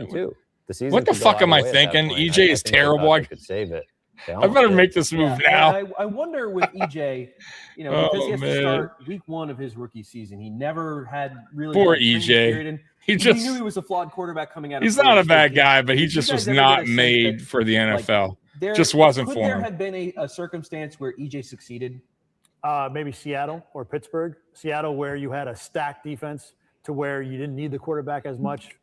I think more so, though, Pittsburgh would have been a better chance just because of the organizational structure. But at the end of the day, so like a system quarterback, quarterback, even less so than I think people still got to have those guys step up here and there. He couldn't do anything. He wasn't accurate. He couldn't read defenses. He couldn't run a huddle. He couldn't do anything as a quarterback. Yeah, man, they are just thrashing. Know that there's a situation where he would have succeeded. He couldn't do anything. He couldn't throw. He couldn't read a defense. Guy was terrible. Depending on where they land and what they're surrounded with. God, that bro, be nice, bro. What's going on? I'm sure he did something well. The all too common quarterbacks who are going to fail no matter where they go. Oh man, EJ Manuel is one of those guys. He reminded me a lot of Blaine Gabbert. Blaine Gabbert, remember that guy? Probably would have stunk wherever he went. EJ was a good guy. I think he was a guy that teammates enjoyed playing for. Ultimately, he wasn't all that quick. He had an okay arm, but it wasn't great, a slow release, and he was just horribly inaccurate. Man, they were just thrashing. He never really fixed any of those issues or got better. And I just said he was bad. I didn't go into total detail of how bad he put in. The progress never showed up on the field as many as he got. It's the rip. Let's rip EJ hour. I don't think it would have mattered. Obviously, Buffalo wasn't a good spot for him. Oh my god, it was a good one. Yeah, first round pick benched before week 5 of his second NFL season, and in that week 5, Kyle Orton. Right, you're right. Yeah, it's true, Billy the Buffalo. In Detroit, he had He looked like a star quarterback. He had the look, right? Now, what about here? What about Uncle Orton? Does he have the look of a star quarterback? Rashawn Mathis in the second quarter, he ran right by me. Looked like he was smiling at me. Does Uncle Orton have the look of a star quarterback? 1 of 2 on field goal attempts. And says he was hit with a laser pointer on the second field goal attempt. And I remember shooting this because I was covering this game in Detroit. And he, as soon as he misses his second field goal, he runs over to the officials and he's like into his eyes. And I'm just, I didn't know what. Oh, is this the laser pointer thing? Gestures. I didn't know what he was talking about. And Marrone is probably a good 40 yards away from me. And he runs out in the field and he starts doing this. I'm like, what is this? And it was only until after the game when Marrone explains that Dan Carpenter and Kyle Orton too was saying that they were getting hit with laser pointers right as the plays were beginning. What? And I go teams are scared of our team. You got to use laser pointers. There's a shot of we're bad. You don't make us worse by your laser. And Dan Carpenter gets hit with one right as the ball's about to be snapped. These fucking fans out there. Yeah, I've watched a lot of football in my life. You guys have as well. I've never seen that. No, that was brand new. The best part about it was, so you tweeted out and the little still frame or the look, yeah, there it is. Oh, bastards! An all points bulletin in Detroit. That's some fucking bullshit. How you trying to hurt Uncle Orton, man? Come on. What do you do to you? Ever again? Yeah, the funny thing was, Dan come on, Carpenter Detroit did not kick well. And shame on you. In his eyes, but he was not the worst kicker on the field. By far, he was not the worst. Right. Use it on Brady. In his Kyle Orton in the NFL didn't have a long career. 0 for 3. I think Brady on did field get. goal I think attempts. somebody Missed did his use a third laser field pointer, goal by with the way, on 26 Brady. seconds left. It could have won the game for the Detroit Lions. But Jeez. instead, created an opportunity for Kyle Orton to lead the Bills down the field in less than 30 Take seconds. that, Detroit. Watkins for 20 yards. Then Carpenter bangs up. You can use laser pointers all you want. Left. Jim Schwartz carried off the field by the Bills defense. I remember as the this. Bills win 17-13. Jim got tripped. Yeah. That was just a bananas finish. Take that, Detroit. And Cheaters. It was one of those games that I looked at with a very Jim young Schwartz guy getting like carried Marcell. off the field. See Love Kyle it. Orton threw a pick 6, and the other Fucking pick cheaters. missed 3. Look at Uncle Orton. Quarterback, you know, you gotta lead the offense. There he is. You gotta make the plays when you're called to make them. And Oh, this guy. Chance to do that. I think we've got a young offense that has a lot of room to grow. Right. Has a lot of room to become an explosive offense. But it won't happen overnight. The only thing that I think he took out of that game and thought, wow, Sammy Watkins had a couple of really nice catches late in that game. But beyond that, they're 3-2. Yeah, use batteries, right? Mirage 3-2 that started them 2-0. I believe Kyle Orton was rocking the mustache at the time. Was. That was probably the biggest takeaway. That's right. You're like, hey. So this is funny, the guy. man. We had this guy for Maybe 1 he can year, settle the dude. ship. But also, I think what will stick in my mind about that game is Jim Schwartz getting carried off the field. That was hilarious. Oh, dude, that was great. Later A defensive that coordinator week, getting I was, carried talking off to the him field like one-on-one, we just won and I a fucking brought it up. Super I was Bowl. like, you got carried off the field. Elephant in the room. I waited So until the fucking end. great. Who does peppered him with that? Some other, football stuff. And The then said, Bills. "So about getting carried off the field." And he's like, "Yeah, I'm not talking about that." Not our head coach, our fucking He was a defensive little coordinator. embarrassed, but Oh, that game man. meant something to him. Sure did. And he was fired up. Fucking A, And dude. It was an oddly entertaining game, as the Bills tend to play. So these weird games I hope they show are that. entertaining and memorable, but they are just bad football games. That was one of them. You know we're a fucking bad team when our DC's getting carried off the field in a regular season. Distinctly remembering specific details. And Oh it is my kind of ironic God. that this game is played in Detroit. The Bills are playing the Lions because Ralph Wilson, born and raised outside the Motor City, Detroit was where he lived pretty much his entire life. Yeah. So the Bills play there in the final game Oh of the my Wilson God. era. Mary Wilson and the Bill owns and the Trust are owning the team at the time. Well, 3 days later, on Wednesday, October 8th. Oh, they don't the have league it? Let me see if I can unanimously find approves that. Sale of the Bills to the Pegula family. Yeah. Oh, we're about to listen to that in a second. Let me see if I can find Jim Schwartz getting carried off the field like he just won, like we just won a fucking Super Bowl. I'm sure it's here. Oh my God. Let's see. Oh, is it not here?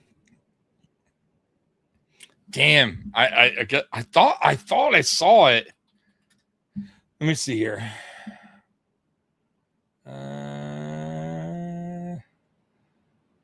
No, it's not. You would think that would be on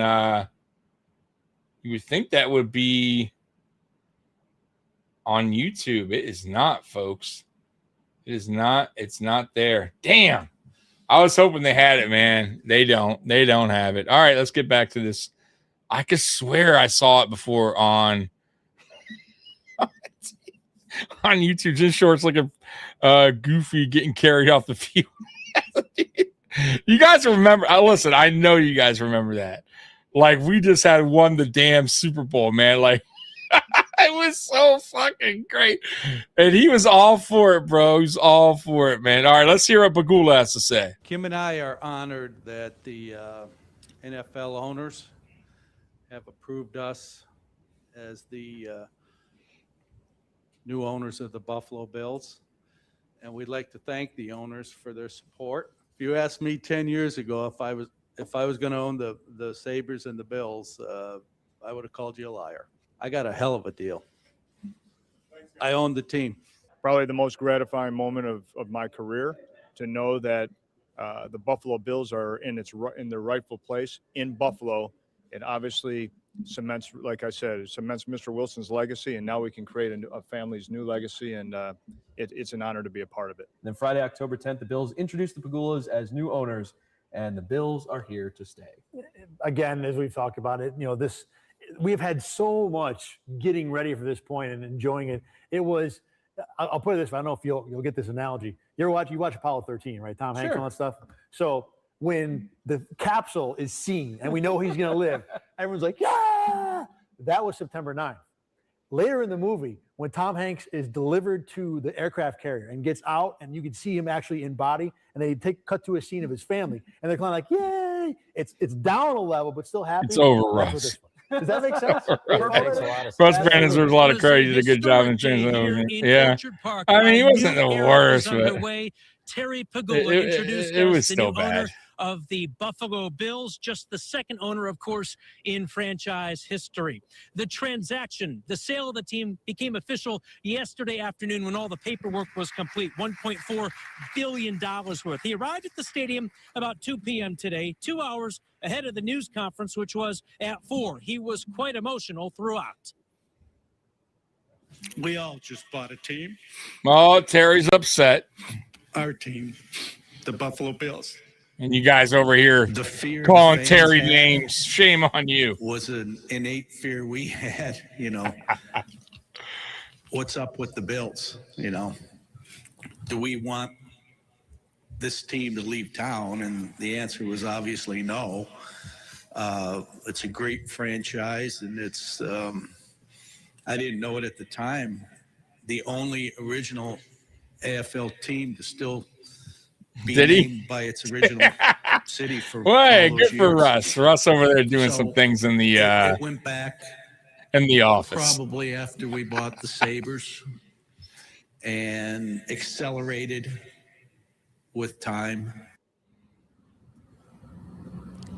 And Terry Pegula acknowledged that he never met Ralph Wilson, never talked to him, but he had a deep respect for what Wilson built here in Buffalo and on One Bills Drive in Orchard Park. That's right. Terry That's said, right, of Matt. course, That he'll Russ be on the had field game. before the game, Sunday's game, in the stadium behind me that bears Ralph Wilson's Working name. his magic It'll be a in celebration of frenzy of epic in the scale office. here in Orchard Park. Reporting live from One Bills Drive, I'm John Kutchko. Ashby, back to you. I would argue that the home game that week rivaled the home game in week two against the Dolphins. How much of the thing do you think was Patriots being in town, though? That played into it in a big way, and the team was. It's funny, like, and it seems like every. They year always since say I've that been rival here, Patriots. that's been Man, the Patriots measuring stick, is like, all right, fucking this owned team us. looks pretty good. I don't know, rival. And then they play against the Patriots. And It was that's when such you a find big out just deal how if we far ever away they beat are them, in a like, lot of cases, because it but was so that rare. atmosphere, because the Pegulas were going to be introduced to the crowd. Oh, my it God. rivaled that week 2 game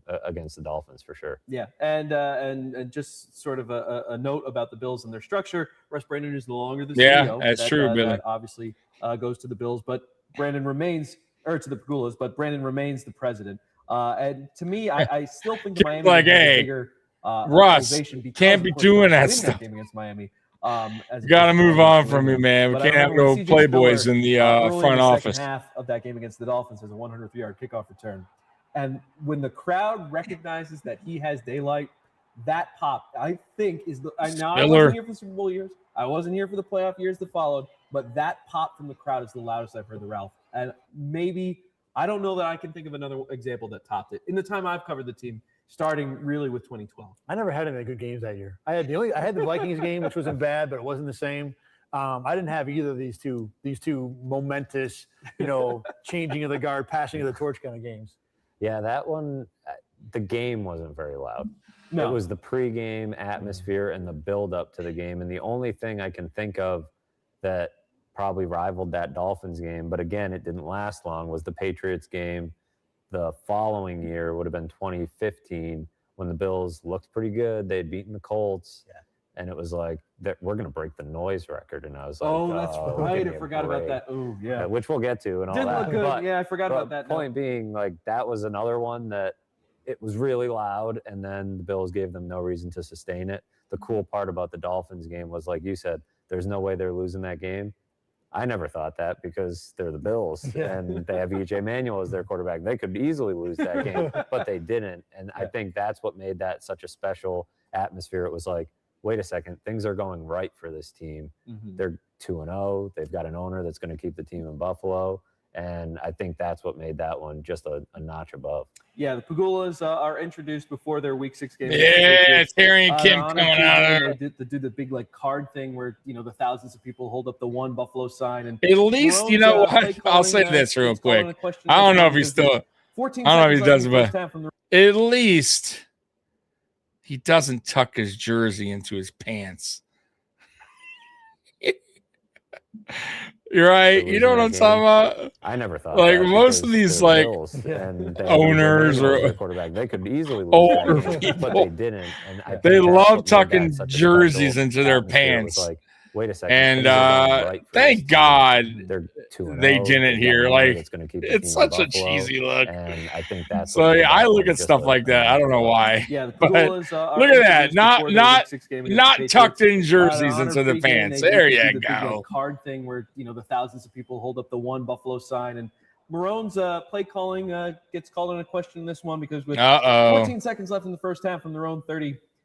He runs a play to CJ Spiller, who then fumbles the ball. That allows for a Gostkowski field goal with no time left as the Bills then go into the half trailing. Pats get the ball coming out of halftime. Brady marches them right down the field. So there's 10 points without the Bills touching the ball. The Brandon LaFell game, right? I believe the second half he just tore him apart. Something like that. Yeah. That's what I remember. But yeah, dude, crazy climber. Fred was the man. I like Fred, man. Spiller put on the ground. Jersey as pants was one of my bad. You can point to this was where it went bad. It wasn't CJ Spiller. Are you Matt Chatter? Do you tuck the jersey in the pants? Right. Yeah, that was a Gronk game as well. He played well. Brady. Oh my God! Again, it was one of those weeks where he said, "Yeah, that like, what's going on, Danger Zone? How you doing, brother? Do it again. Appreciate you, man. Tom Brady, week after week. We're going through the this is the drought series I've been doing this offseason of when we were a dumpster fire. But it's good to go back and just relive this stuff. Other than at themselves, they need to get the hell out of here. Ooh, Kyle, mad. The only person that any of us have a person to point at, they need to turn around and point at themselves and ask what they can do better. Whoa! We all can do things better. What is Kyle mad about? That's a big problem if you start doing it. Whoa! Or Tom Brady throwing for 360. I got to hear what Kyle says here. Kyle is not a happy camper as well. He played well. Yeah, bro. I hear you, Danger Zone. Again, it was one of those weeks where you said, "Yeah, the defense." I believe you can be graspable for that. They can't do it against Philip Rivers, Tom Brady. Danger Zone. Do you tuck your jersey in your pants? When everything breaks their way in Detroit, the Jet series would be too long. The Patriots. Hey, dude, this is 17 weeks. This is a long one. All right, let's hear what Kyle says. They need to get the hell out of here. Oh, so the only person that any of us have a person to point at, they need to turn around and point at themselves and ask what they can do better. We all can do things better, but you start pointing fingers. That's a big problem if you start doing that. Pats win 37-20. Kyle was not happy there, boy. All time against the Bills. Week 7, October 19th, Minnesota Vikings are in town. Thad, you were at this game. And Kyle's ready to swim in the deep waters. Once again, this time leads another fourth quarter comeback. I don't even tuck my bet in. Gets him down to the 2, and then with 1 second left, he's all mad, Spiller. Kyle. Same drive. But my favorite part of this game is that going back with this film on the all 22, you can actually see because in between each play on all 22, they show the scoreboard. And there's a spot with about a minute and a half to go before the 4th and 20. There are thousands of people making a beeline to the exits. For that little 5 seconds where they show the scoreboard just to tell you what down it is, everybody's leaving. And I've watched it 4 or 5 times, more than I watched any of the plays in that game. I'm like, you guys all missed the finish. That was a great catch by Sammy Watkins. Both and Hogan too. And Hogan too. Hogan. That's when I 7-11 always open. Joke about maybe Kyle Orton's the guy, but it wasn't so much that maybe he's the guy. It was just that here's the difference. You're in the danger zone. We had you have a shot. Uncle Kyle Orton at quarterback here in 2014. Can say, you better watch out. Kyle Orton some credit for that because he had a way of pulling out these games. We're coming for you. Go to with the ball, and he knew to try to get the ball. You're lucky he retired after this season. Really, really great catch. Or we could have been dangerous. Again, another moment. Why was Brandon Spice such a colossal dumpster? I have no idea. I have no idea. He put us in the greatest situation. Oh, Sammy. He know how to help us out on the field, put us in different areas, and that's what we need, a veteran quarterback. And I think we played it. Sammy knows. A group today. Everybody made plays. We need a veteran quarterback. We need an Uncle Orton in there. We go down time to score points. Oh, what happened to his mustache? Come on, been Uncle like that Orton. for the last 3 weeks when we do our job and execute the plays. Are you execute our jealous, Danger Zone? You didn't have an That Uncle Orton? was, on the field, I remember thinking the only thing you're doing here is doing Sammy Watkins. And it's 3-4 seconds ago. Don't be jealous. Thought the same thing, Exactly. and they still made the play. Exactly. That was the thing. Not only did If they your make team the has a play, lot of cute it was the nicknames, right choice, they're it probably was a not sensible drafting choice, good. It was well executed. Sammy, Yeah, if your quarterback's spot, nickname is got open Uncle, as easily as can you're be, probably even fucked. in a situation where you think like the Vikings should be pushing every kind of coverage his way. It didn't Yeah. matter. The Bills did the right Oh thing. my executed it. God, Their dude. star made it look easy. It was that one play was what the Bills Are you should telling have me done we're not about going it. anywhere with a Probably what quarterback they had in mind called when they Uncle traded a Orton? future Come on. first-round pick to get What? Sammy Watkins. Plays like that, unfortunately, they've been few and far between. But that was one where you thought maybe. Holy they have shit. something here. The Bills' Week 7 win. I don't puts miss them at Uncle 4-3 on the Flacco. season, but the win does come Hey, at there's cost only for one Jack uncle. Andrews' It's Uncle boy. Orton. And CJ Spiller Let's not breaks get his it twisted, collarbone, Danger basically done Zone. for the season. He plays in 2 more games after this one. Week 8, the Bills. He's go the on road originator. To face the New York Jets. Geno Smith throws 3 picks in the first quarter. Hey, Geno Smith. Rex Hey, Trent, Matt, 6 Danger plays, Zone. Graham hiding in the end zone on a kickoff return. That's right. Fooled Geno nobody. Smith. Watkins gets tripped up from behind as he's Do you trying to remember celebrate before he that? runs into the end zone. I was How shocked. I fucking looked at the embarrassing. phone, I He's thought I looking got at the least 3 or 4 yards Jumbotron. on him. I would have been devastated if we wouldn't have scored off that drive. It would have been a totally different Sammy game. Watkins. Sidelines, meaning his teammates that were upset. Uh-oh. We're playing our butts off, and Doug's we don't not have time for happy. stuff like that. And those are the things we have to work on.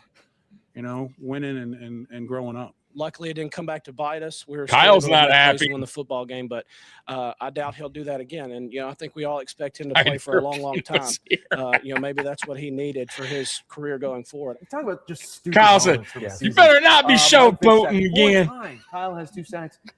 Bills win 43-23 to go. 5-3. All right, not too bad. I mean, Thad being in the Meadowlands and Jets were a mess. Yep. The Rexes last year, we'd see them again on the Bill schedule in a few weeks.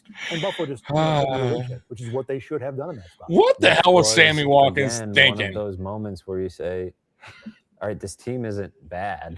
Get your because ass in the that end zone. team is Stop bad." showboating And on they the took- Jumbotron. They took care of business, right? It's something that we Then he got didn't caught really up. see them Jeez do a lot Louise. in the years after Marrone left. Bad team just beat up on them, and they were able to do God. that against the Jets. And that one got ugly in a hurry. It was the whole second half was a Geno disaster. was a mess. Geno, who's buddies with EJ. Hey, we're talking. It's funny that we're talking about Geno drafted Smith the here. same year. He's He right looked back, bad. You knew it right was back gonna to be you, bad when Mike Dangerous. Vick got thrown into the game. It was Right back. It was ugly, and the Bills He's were, back. as you mentioned, banged up, and yet they just Clown. pounded them. We've got an incredible defense. Hey, the mustache is coming back. And Look at this. This is a quarterback, folks. makes everybody's job Look how he easier dresses. when they're Sharp, putting you in that sharply field dressed. position. I really And like the way this mustache team is coming responds. back. It's different than teams we've had in the past when they've had adversity come up. Played hard, but didn't use it as I guess maybe a catalyst to go on and win a football game. In the past when bad things have happened, we've used it as a crutch, and if that wouldn't have happened, You we can would've tell won the game. team is And, so guys past just keep battling. EJ Manuel. Bills come out of the bye week, taking on the Kansas City Chiefs. Bills led 10-3 at halftime. fine with similar to the Orton Chiefs as game the year quarterback. prior. But there is no 100-yard pick six in this game. Oh, no, because as the Bills march into Kansas City territory, Bryce Brown does the failure for them as he fumbles at the 5. Scott Taylor can't recover it in the end zone, falls out of the end zone for a touchback, goes to Kansas City. Bills led 13-3 in the fourth quarter of that game. Jamal Charles rips off a 39 touchdown. Remember him? On He had a nice 4th and 1. little run for Bills Kansas forced City. a 3 and out and then on the next Chiefs possession, Leotis McKelvin fumbles a punt return. I You had remember this 3 game because moments I that happened in the second half was of living in this game South against the Florida at Chiefs the that time, maybe if one of them and I was goes at their way, a they win sports this game. They bar to probably watch should this have game won this because game. my They football don't. card Chiefs for win DirecTV 17-13, and, wasn't working. Leotis McKelvin afterward has the, And if you guys know what a football card is for DirecTV, you know. As an athlete, you should know. I mean, as a reporter, Hey, so, Leotis. if you up on your Shit. any kind of thing you got going on, whatnot. This it's my guy's job. great. I It's my like job. him, I man. take the heart, take it very kindly, so if I He put has on a the ball, I feel real I put it on Southern myself, accent, man. Put it on myself, and I try to come back, try to still put us in a great field position, try to win the game. There's opportunities that comes for you. You got to take the opportunities and go for it. And you know what you did that on the. He's a good dude, though. I like Leotis. Most definitely, you feel like you're good enough and you do this and score every time you get the ball. He wasn't a bad we run player. that. He made, unfortunately had some whatever I gotta do, bad say, moments, keep but he was a good keep my player. team into the game. Costly, I fumbled the ball. That hurt us. But we still also had a chance to go back and still win the game. So it happens in the game, but you still got to overcome them. Great. Okay, thank you. He was never afraid to talk to the media. I'll give him that too. Ball came out from my knee hit the ground. They got the ball. We're supposed to go out there, stop it no matter what the situation may be. But just like the offense going out there, they have a turnover. We just got to go out there, get the ball back, either get a 3-and-9 in that situation right there. We didn't. They scored, so we got to live on, move on, go on to the next play. How do you flip? It's a loss any given Sunday. We just got to step it up next game. We know what we got. Credit to him for doing this. He took. We playing. We just got to go out there. He addressed it like a man, man. Big night football. We just got to go out there and balls up. Yeah. Thank you, Thanks, Leotis. This is the game that is like Leotis. that's when you should win. That's their season. Yeah, And EJ went where early, their bro. season could have gone Something after like that. I gotta go is all back and look, dictated but based on how I would hire poorly the game McKelvin to do my Google Maps Scott Chandler voice. doing this in the back of the end zone, Yeah, the ball man, right there, and you can't shit, play man, that you going the or wrong way, press bro. off. What I tell you, man, you gotta go the other In a way. nutshell, we're this close. If there's one or two little things could go our way. Oh shit, man, I made a mistake. I took it in the wrong place, man. My bad shit. Those games that you could not get out of your head, and again against the Chiefs at home. Oh my I believe god, that was the game. At the end of the game, they had 4 shots at the end zone. Oh, yeah. With Kyle Orton within 10 to 15 yards of the They were end at the zone. And the red zone offense was a big topic that year. It was I had a worst in the Leotis league. McKelvin And Orton took 4 little shots at the end zone, interview essentially. thing I had. I used to have it. I don't And know they where it came is up short. anymore. And it was like after all of that happened, they still had the shot. Yeah. Oh, here it they is. Couldn't get it done, and that's when Ready to go. you kinda Shit, knew it's time to go out there to play against the Dolphins. We got to go out there and come shit. Really, true, we're going to beat their ass. Point blank play, period. And then Leotis McKelvin's press conference, that still might be my favorite press scrum that I've ever been in. I could hardly understand half of what he was saying, but with his thick Southern accent, but some of the things he's just so candid, so honest. God, what was going through your head when you fumbled the ball? I mean, his quote. Yeah. Oh no, I You're dropped the ball. And, I mean, oh he my was god. just great, and then he Shit. vowed that on a short week We're gonna fuck about they were shit. going to go down and beat the Dolphins point blank period. We're gonna fuck No up, question beat about your it. I ass. was like, all right, let's see it. Yeah, let's see it, Leotis. Well, in that game against the Dolphins, Leotis breaks his ankle and he's done for the year. No, Leotis, Leotis, talk about the red zone no. offense just stinking Dude, up I the didn't play. know that. I don't know, I don't remember that. Oh, Leotis, that's brutal. Then a 17 Broke his play, ankle. I know all 85 about yard that, bro. drive. I broke my Resulted in ankle too. total That's a of 6 points, bitch. 2 field goals. And you have 2 plays that combine 31 plays on over 2 drives, and you get 6 points. The defense was great. Tannehill was sacked 5 times, forced 2 fumbles, but the Dolphins led 12-9 at the start of the 4th. Dan Carpenter missed a field goal. Dolphins marched right come to on, Dan. Jarvis Landry touchdown. Dolphins win 22-9. Come on, Dan. Game on a Thursday night, and just the McKelvin, no. They just were just a bad. The defense was great, but the offense. He was pretty good. Yeah, I didn't mind Leotis. I thought Leotis was pretty good. 5-3, and as Matt I think I have him actually when we did our top 100 Bills players. He's on our list. And it had happened, that fast. That's how it felt. Even though in both games, I mean, they dominated the Kansas City game. And for as bad as they did red zone wise with that Dolphins game, it was 12-9, 10-9, whatever it was at the start of the 4th. God, So they we had couldn't a score chance. The Bills points. have scored only 1 offensive touchdown in their last 2 games. Oh, and they've lovely. gone 21 What's straight going on, drives Uncle without a Orton? score. A promising 5-3 start. No. has come to a screeching halt. We've got to finish and execute. We got to finish. Yeah, some critical fumbles. What's going on, Doug? We're not scoring here. We're just putting them in the right position. And then Look, Doug's already sick of the Buffalo. Uncle Orton, come on, man. We need to get in the end zone. Performance isn't good enough right now. Try to get better, and it starts with the quarterback. Oh, get out of here, Uncle I don't know Orton. what's going on. We just got to execute and keep. No. It's Sammy very doesn't know what's upsetting going that we on. Get down there 3 and 4 times. Whoopi Goldberg over here. And being a wideout, you want to score touchdowns and have fun and celebrate. That was a carryover from that God. Kansas City game and just being losing a little bit of faith. Sammy, what a into that game, disappointment he and knowing was. that, If he could stay healthy, he would have been a good receiver. They would have been able to pull it out on the road. Man, but dude they could just not didn't stay have it in them. healthy. Their running game was starting to disappear because of the injuries, and like you mentioned, that's when you started to say, "Yeah, that's not a playoff team." No. Wednesday, November 19th, in the aftermath of those 2 heartbreaking losses, A snowstorm for the ages. Pounds Western New York. Oh, yeah. Orchard Another Park sees good old 71 inches of snowstorm. snow, and this was just pure Bring it lake effect on! snow, just pummeling specific areas of Western New York. Oh, You don't know man. how lake effect snow works. I remember, being in Rochester on that day, and if I had to do, outdoor chores or whatever, I would have had to rake leaves. Yeah. We didn't get any snow. I believe I did rake leaves that day. See, there you go. You live in Orchard Park. How painful and how bad was that week? Yeah, it was pretty bad. I remember when I moved, I didn't know much of anything about Buffalo, having never been there. I was like, okay, the stadium's in Orchard Park. That's where I'm going to move. Took the first apartment I found, and that snowstorm, earlier in the week, they were saying 1 to 2 feet maybe. And I thought, okay, I got to get to the grocery store, plan out, milk and bread. My first snowstorm on my own. I'm going to do this. I've Everything only had will be a fine. couple of them That here in night, they said Detroit that, that I, it won't start until went through, later. I was but like, I got time to go to the gym. I mean, Buffalo has some I can't wicked see anything. snowstorms, It man. probably took me a usual 10 to 15 minute drive from the gym back to my apartment. It took me well over an hour.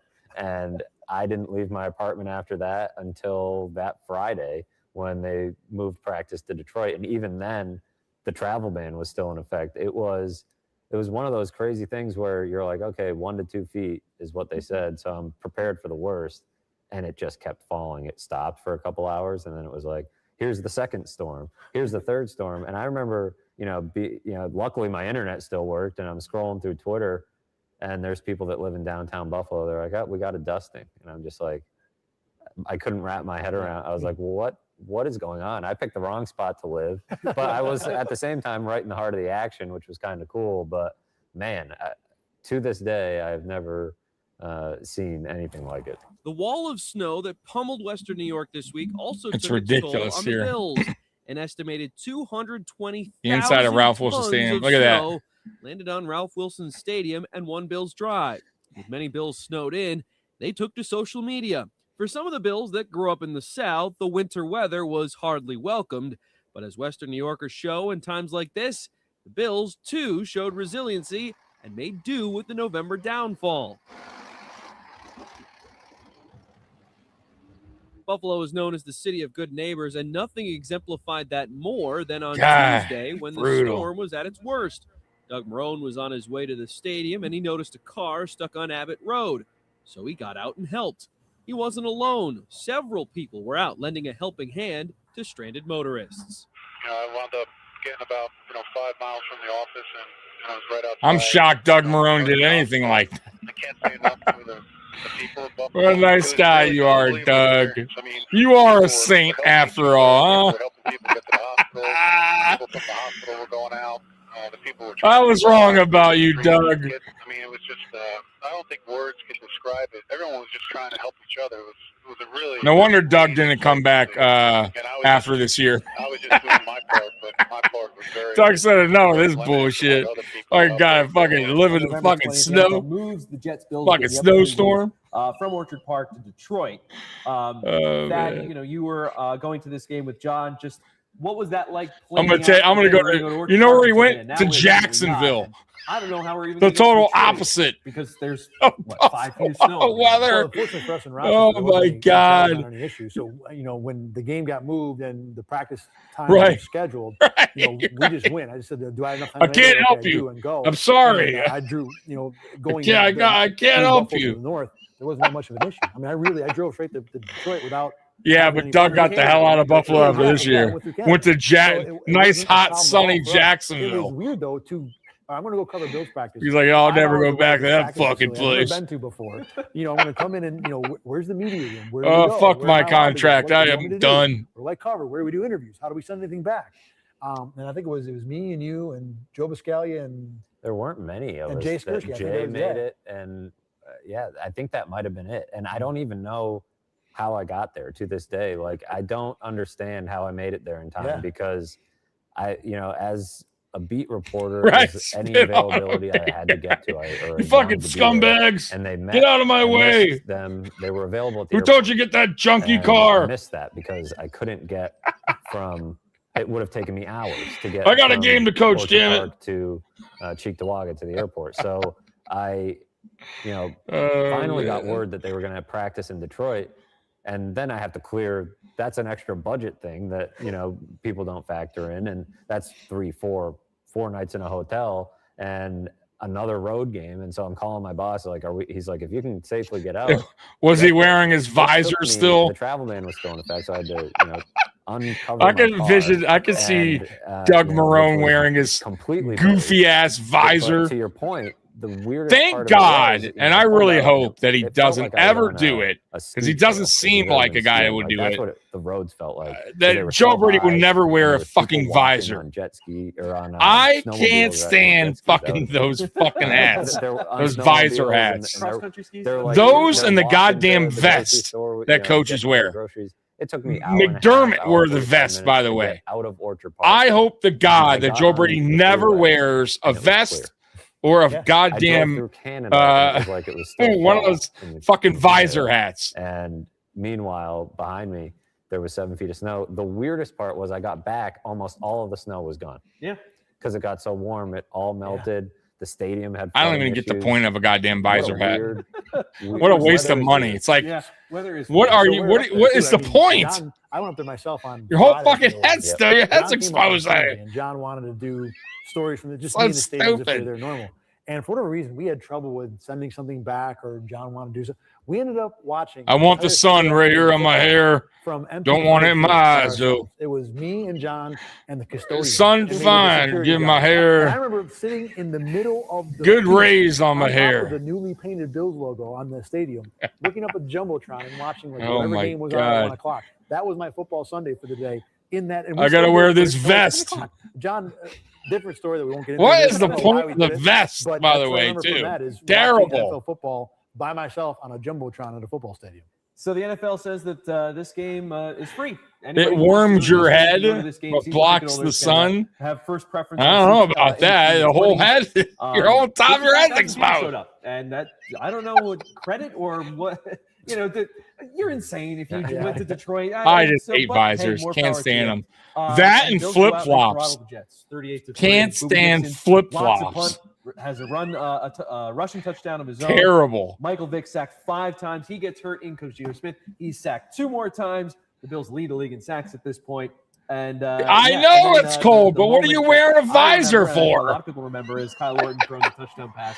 And a vest. You don't need to wear a hoodie then. No, it was kind of one of those Or a things where I was like, jacket. hey, man, I need to do something to show the people back home that we're thinking about them. And you know, Yeah, did the shoveling. I broke 2 shovels this week, one of my own, and then I broke my neighbor's. So that was the only shovel I had, was the one I used right there. So I'm going to be going to Home Depot this week, buying one for me and one for my neighbor Steve. To culminate a wild, unimaginable week. I live in Detroit. I know about the cold, brother. Just It's cold here too. I'm not wearing a fucking vest. I promise about you. that game, I remember, were the Chandler celebration and the fact that I was like, I need to get Rex Ryan video because he's going to be fired in a couple of ones. Detroit style pizza. I like it, but my go-to is New York style. It'll always be. But Detroit here and there, I don't mind it here and there. It's just heavy. And so the fact Not that as they were heavy as getting, Chicago falling on style their face, deep losing, dish though. they had no business It's a losing. little bit They were more. proven 3 weeks earlier was, you know, the I don't positive know. take out. Air. Give the people back in our You know, it's region not a so chance to much smile a bread. little I bit, guess it's you know, hard to by the way explain, we but played. I told you that. You know, that's how I feel. That, too much you of know, it more is important, too much. You know what I'm for saying? them than it is New York anything style else. shit. I can eat that And, shit almost every day. Yeah, I'm just proud of this football team. I had no idea how they were going to respond on Monday night. I had 0 clue. We knew they were a better team than Yeah, the Jets. dude, I have no idea. The Jets didn't necessarily get better preparation. I guess Wear they your had to dang practice vest, at home visor, before they traveled tuck and all your that. shirts, yeah. But they weren't prepared to play Monday night. Yeah, football all the in cool Detroit stuff, either. man. And so that Oh was my unexpected for them God. too. But I just had no clue what to expect out of the Bills, and for them to respond that way, again, a credit to a team that was, you know, better than most in the drought and probably slightly underappreciated in that way. You know, a couple balls break their way in certain games, and you know, they're a playoff team. But that game was one where I thought, all right, as you know, goofy as Doug Marrone can be, and as, you know, dumb as some of his play calls are, he clearly has the team under control, because to go through that week and come out with a win in Detroit, a win like that was wild. And I just didn't know coming into it that they would respond that way. Buffalo baby. That's for the South Towns. That's for the South Towns. The following day, Dixon. Ralph Wilson Stadium is open for business. The following Sunday, So happy we Cleveland finally Browns got a come win. to Ralph. We're winning a game. Oh my God. All week long with anybody that wanted to interact with him on social media. That's just him doing what he does. You know, Fred. At the same time, I mean, it's annoying and it's just dumb for him to do and talk about people like that and talk about the city of Buffalo like that. But at the same time, you just kind of, you know, take it with a grain of salt and say it's just some dude that's being an idiot about some stuff. And the Bills were more than willing to dish it right back to the Cleveland Browns. Kyle Orton has a touchdown. The offense still isn't great. Someone Dan talking Harper shit has about 5 Buffalo. Field goal attempts, makes 4 of them. Jerry Hughes has forces a fumble, recovers it, returns it for a touchdown. First touchdown of his career, full stop. Brian Hoyer picked twice by Denora Cersei, and in comes Money Johnny Manziel. And I remember I was here for this game in Rochester, and you know, a ho hum. Show me the money. Here comes Johnny. Bills never moves the needle nationally. Yeah, I hear And you, then, man. Oh, Brian Hoyer's, you know, getting beat around. Here by the comes Bills. Johnny, Manziel Johnny kind of heard the football. rumblings, and then CBS shows a shot of him on the sideline warming up, and as if like the whole nation, like, You remember when we played against converged on Kaepernick? Lamar to see the When he rookie tried to make Johnny like a comeback. Manziel Remember that, in guys? NFL action.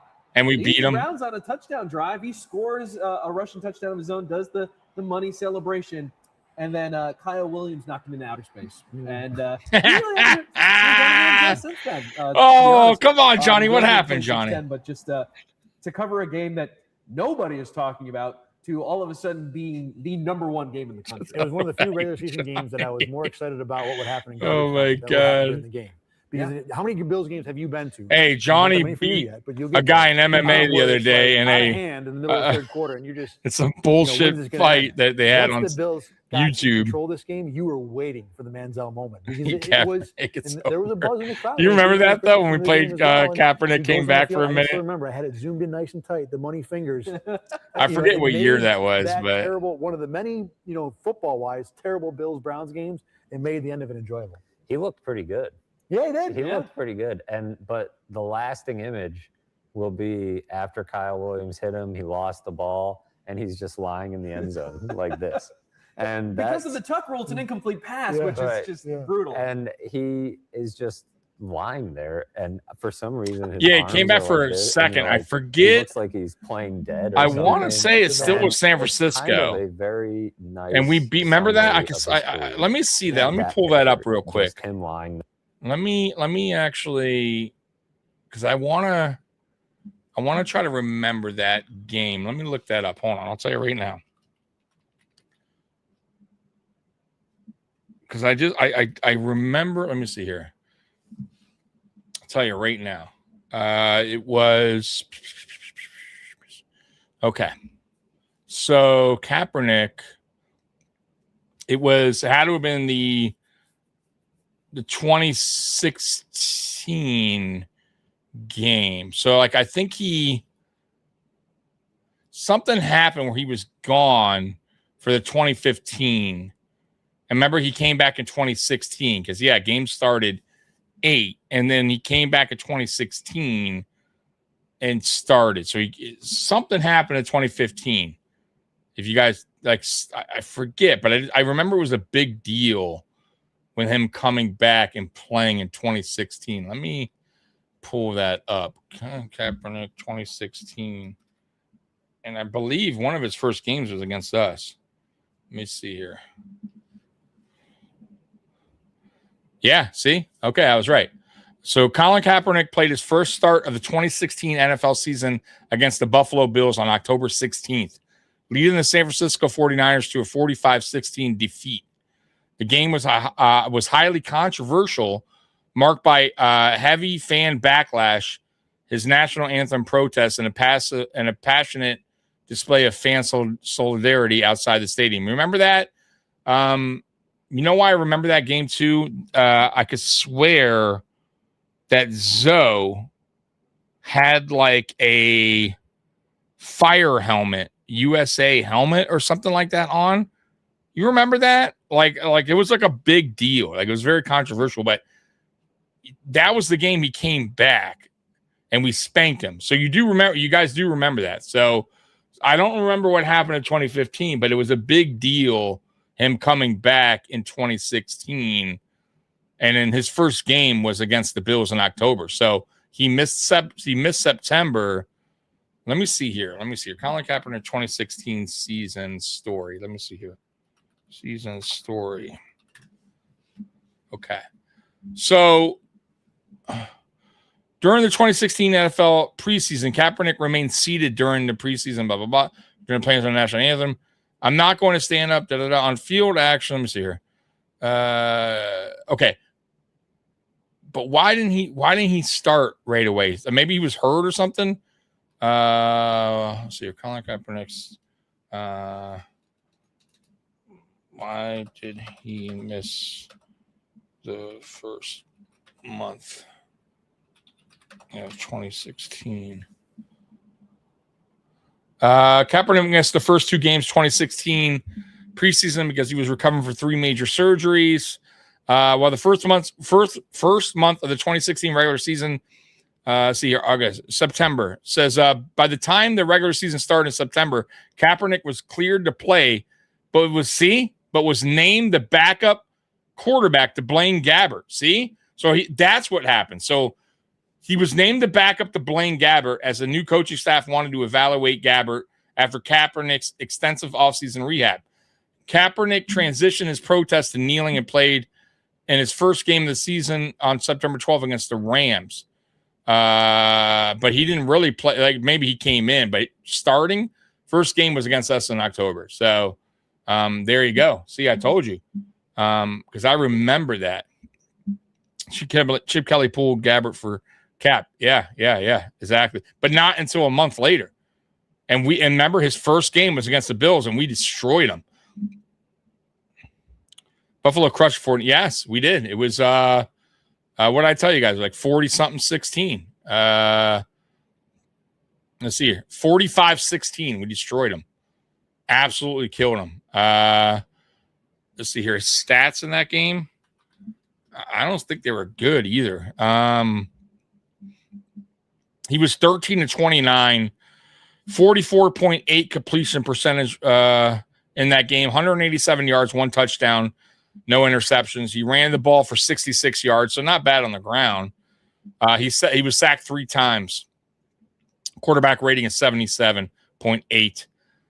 For the full season, he played in 12 games, finishing with 2,200 yards, 16 touchdowns, 4 interceptions, 468 rushing yards, 2 rushing touchdowns. And that was it. He never played football after that season again. So pretty wild, man. But, yeah, his first game back was against Buffalo, and we destroyed him. What do you think of our linebacker room? Do we need another veteran? Good question. Yeah, we do need to bring in another linebacker. I don't trust Dorian Williams enough. And Elarms Orr is already in favor with Leonard, and he should be, because that is a Leonard draft pick. And I think Elarms Orr is, to be honest with you right now, I think he's our best bet. However, he's still young. And we're kind of thin at linebacker room. So what I think is going to happen is I don't think we're going to pick anybody up. Matter of fact, most teams aren't right now until camp hits. And that's where, injuries might happen. Also, once teams start doing their cut downs, is when there'll be some surprise cuts. That's when teams will start picking up those guys. So I think Buffalo will wind up adding a linebacker. I just don't think it's going to be right away. I think it's going to be during the camp somewhere is where they're going to wind up picking them up. Or once teams do their cuts, the Buffalo Bills may wind up picking up a linebacker that may be a surprise cut from somebody else. So to answer your question, yes, I do think we need to add somebody, a vet in the linebacker room. Absolutely. All right, let's get back to it. As defenses are running by him, stuff is still happening around him. Football things are happening, and he's just lying there. He could not give any bother. Johnny Manziel, jeez, definitely a treat to see Johnny Manziel. He was overrated. I never thought Cap was that good. But I mean, he wasn't terrible, to see but his pro debut there was pretty funny. Yeah, no bother. never got back in the NFL. And when he did play in 2016, Wednesday, it wasn't that great of a Toronto season. Series officially dead. Long may it reign. December 7th in Denver, the Bills taking on the Broncos in Week 14 with a 7-5 record. And I appreciate you, Tom. Against Hall of Fame quarterbacks Peyton Manning and Aaron Rodgers. And for the first Peyton time since Manning for the 2010, Peyton Manning was Broncos. a game without a touchdown pass. The Bills defense was very strong in this game. Corey Graham, Stephon Gilmore both pick off Manning. The Bills offense is bad. Even though Kyle Orton throws for 355 yards, he needed 57 passing attempts. Damn it, Orton. And but what we all talked about after this game, of course, is the response that Doug Marrone had to questions about punting in the fourth quarter. particularly when the Bills were down. Is 2 Doug scores, mad about the punting with about 10 question? minutes to go, and he chose to punt on 4th and 2. And I remember being standing on the field in Denver. No, and being like, no balls, "Wait, Doug. why is- Come why on. is the punter- what are we 4th doing? and 2. What are we Don't doing do here? that." And then he got ripped for it, and then he rolled his eyes to Joe Biscaglia about a question about it. Uh-oh. Fourth down, going for it on the one. Yeah, it's going to be hard to win back Bills fans after this game. What a pissy asshole that guy is, huh? Look at this guy. And then he got ripped for it, and then he rolled his eyes to Joe Biscaglia about a question about it. Doug, you brought up fourth down, going for it on the one. Yeah, it's going to be hard to win back Bills fans after this game. Oh, dude. This is why I love doing this series. He's going right and had what looked like This is the shit I love. and just took a knee. It's fucking And then, later on, hilarious. when he retired 4 weeks later, unexpectedly, people went back to that and said, "Well, maybe Oh, my he was God. protecting himself there, not thinking about the Bills." But there were plenty of opportunities for the Bills to do better in that game, and it felt like more strategy than physical. He was Obviously, so it's not gonna annoyed. happen, but He there were fucking things hated where- Buffalo. He was especially ready to about go. physical talent Hated or, our fucking Peyton Manning reporters. being Hated all-time the player. snow. The Bills did some weird Fucking Bills quit decisions. right after the Again, season. they hung with a really good team. Went to fucking Like, Jacksonville. that Bills team wasn't all Furthest that place bad, away from and Buffalo. that defense on some Sundays was Fuck as outta good here. as any in the league. Oh, my and God, that fucking there were a few asshole. penalties that didn't go their way. I remember Jerry Hughes being particularly upset. God after damn it. that Ask me a game, question Corey Graham about as punting well. on 4th. It was one of those games where they This weren't supposed fucking to win it asshole by any stretch reporter. of the imagination. And How yet dare you they ask me probably that should've. question? And again, those frustrating moments you point to during such a long drought. Question of they- my you're sitting decisions. there thinking, man, they held Peyton Manning without a touchdown. and Oh, they my lost. God. What a waste. Wow, And, Peyton Manning, what a no great touchdowns, we effort still they lose. wasted. Fucking And terrible. That's probably the game Way that to sort of go, Doug. broke their back in the end, even though they hung around and stayed in God. the hunt. throughout the Yeah, end that of was the that was season. that was the backup title for this show. So CJ Anderson rushes for 3 touchdowns in this game. Bills committed 11 penalties, to your point, for 98 yards. It's always going to be tough to win when you're killing yourselves like that with penalties. We can't do that. We can't allow our emotions to get the Damn better of us. penalties. I mean, it goes both ways though. If we don't turn the ball over and we don't get penalties, we're going to score. We're going to be fine. Our defense is going to hold people to not very many points. That's a good point. That's a good point. You don't want to turn the ball over. It's my fault. I can't do that on the sideline and not expect the team to react. Oh, my God. How I Oh, react. it's Doug. And that's where I let the team down today. I told There, them him and his visor. It's on me. The other thing that emerges out of this game is after Jerry Hughes has a personal foul. He loves his an visor. unsportsmanlike penalty. He's benched. Why even bother And, having a coach? Marrone is Jerry unaware Hughes that Doug benched. Johnson Lovely. kept him benched. That's on me. I can't do that. So, yeah, we're the defense. Our job is to go out there and stop points. So, I mean, short field, it really shouldn't matter for us. We just got to go out there and execute and just not self-inflict ourselves. I mean, we can't give him extra possessions. And so now everything is just swirling around the Bills. Is who's in charge? Nobody knows what's going on here. Marrone seems lost and in over his head. He's punting on 4th and 2, down 2 scores in the fourth quarter. Which why would you anywhere do look at that? it, like just you Come haven't on, made Doug the playoffs in 15 Marrone. years. Go for it. What do you got to do this. lose? And I just remember this was the moment when Bills fans terrible. I hate really coaches that do started that going shit. after Marrone. And all that said, they still have a winning record right now. And they still are 7-6. Yeah, and have their best win of the season the following week because Week 15 the Green Bay Packers come to the Ralph. Yeah, 75-yard. Take care of those The only Packers. touchdown the Bills would score in this game, but the defense was outstanding. Dan Carpenter kicks 4 field goals. Get him, There was a Dan. minute 58 to go, and the Bills up by 5. Mario Williams forces a safety on Aaron Rodgers, and because of the holy roller rule, you can't advance a fumble with under 2 minutes to go. So as soon as Eddie Lacy picks up the ball in the end zone, it's a safety. Nobody on the field knew it because I guarantee you that because I was there. That response after that game is people are going crazy as the Bills go to 8-6. They beat Aaron Rodgers. Boobie Dixon picks up Terry Pegula after the game ends. That one rivals the Miami game to me for just the loudest Bills crowd as the Bills knock off the Packers. Never. I remember Aaron Rodgers looking so. And then we lose to the Raiders the next week. Uncomfortable on a field in a game.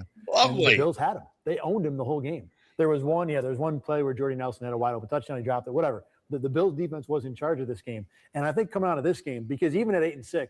The playoff chances, if I remember correctly, weren't great. Less than 10%. They were, 2 wins and still needed quite a bit of help.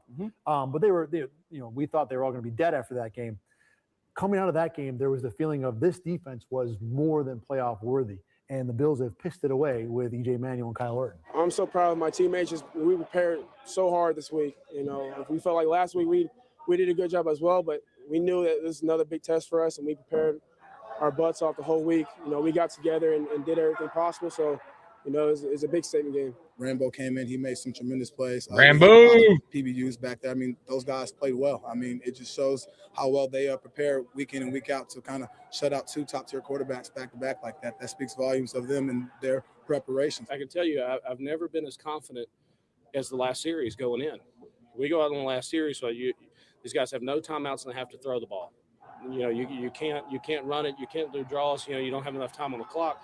We've got players up front that, I like that matchup. When all that work kind of comes together and, we win a football game against a great team, you create turnovers and you win the football game, it's always a blast. I'm just happy right now, man. We doing this for Buffalo, the whole community, we trying to break the streak. This guy was like our Mac Hollins, Boobie Dixon. It was a complete shock. One of the most shocking games Mr. Positive Boy. that had many. Guy's a talker too. Was lost, and even that throw to Jordy Nelson. Some people we could tell is a douche just by looking at him. Tell guys that look. What do you mean? His visor doesn't. Wanted to go with the ball, and this is Aaron Rodgers. Visor makes him a cool looking guy. Peyton Manning, and you start to think. Yes, it definitely has that look at to the him. Exact right time. And you're doing the math, and you're saying, "Where is that guy, by the way? Is Doug Marrone doing anything these days?" Let me see where what's Doug doing these days. Let's be 10-6 and let's take a look where Doug's at. But this season, what are you doing, Doug? Let's see what Doug's doing. That's how that well, that's the thing. Bakaria Rambo picks off Aaron Rodgers twice. Rambo, who is a guy they signed off the street just the Doug month before. is doing. Let's see where Doug's at. I remember when the schedule came out for this season. And Thad, you and I, we discussed, who gets to come. And I happen to January 2025. Marrone was hired to serve as the offensive line coach for the Patriots. I saw these Hall of under Fame Vrabel. quarterbacks do Hall of Fame things. So they were terrible in these 2 games. I don't know if he's still there, but last year he was with the Patriots. Offensive line coach for the Patriots. Doug Marrone. The Bills win. They go to 8-6. First season above 500 since went from being a head coach to an offensive line coach. Yeah. I mean, with 8 wins, they're guaranteed a 500 season. So he's still in football, apparently. And so, but the playoff math, they need to win out, and there are 5 teams. The Bills can only allow 2 of them. The Bills can only afford to have 2 of them reach 10 wins. It was Baltimore, Cincinnati, Pittsburgh, Kansas City, and San Diego. 3 of them got the 10 wins. Yeah, so it wouldn't, even if they had won out, it wouldn't have mattered. It wouldn't even have mattered. How about that? None of the tiebreakers because of some bad. It's one of those kind of seasons. So 10. So even with 10 wins, because that was you still want. We still wanted to got in. 1-12 team, and they were that usually doesn't happen that way. Usually 10 games will get you in. And that's what happened. So even though we lost, against the Raiders, it wouldn't matter anyways.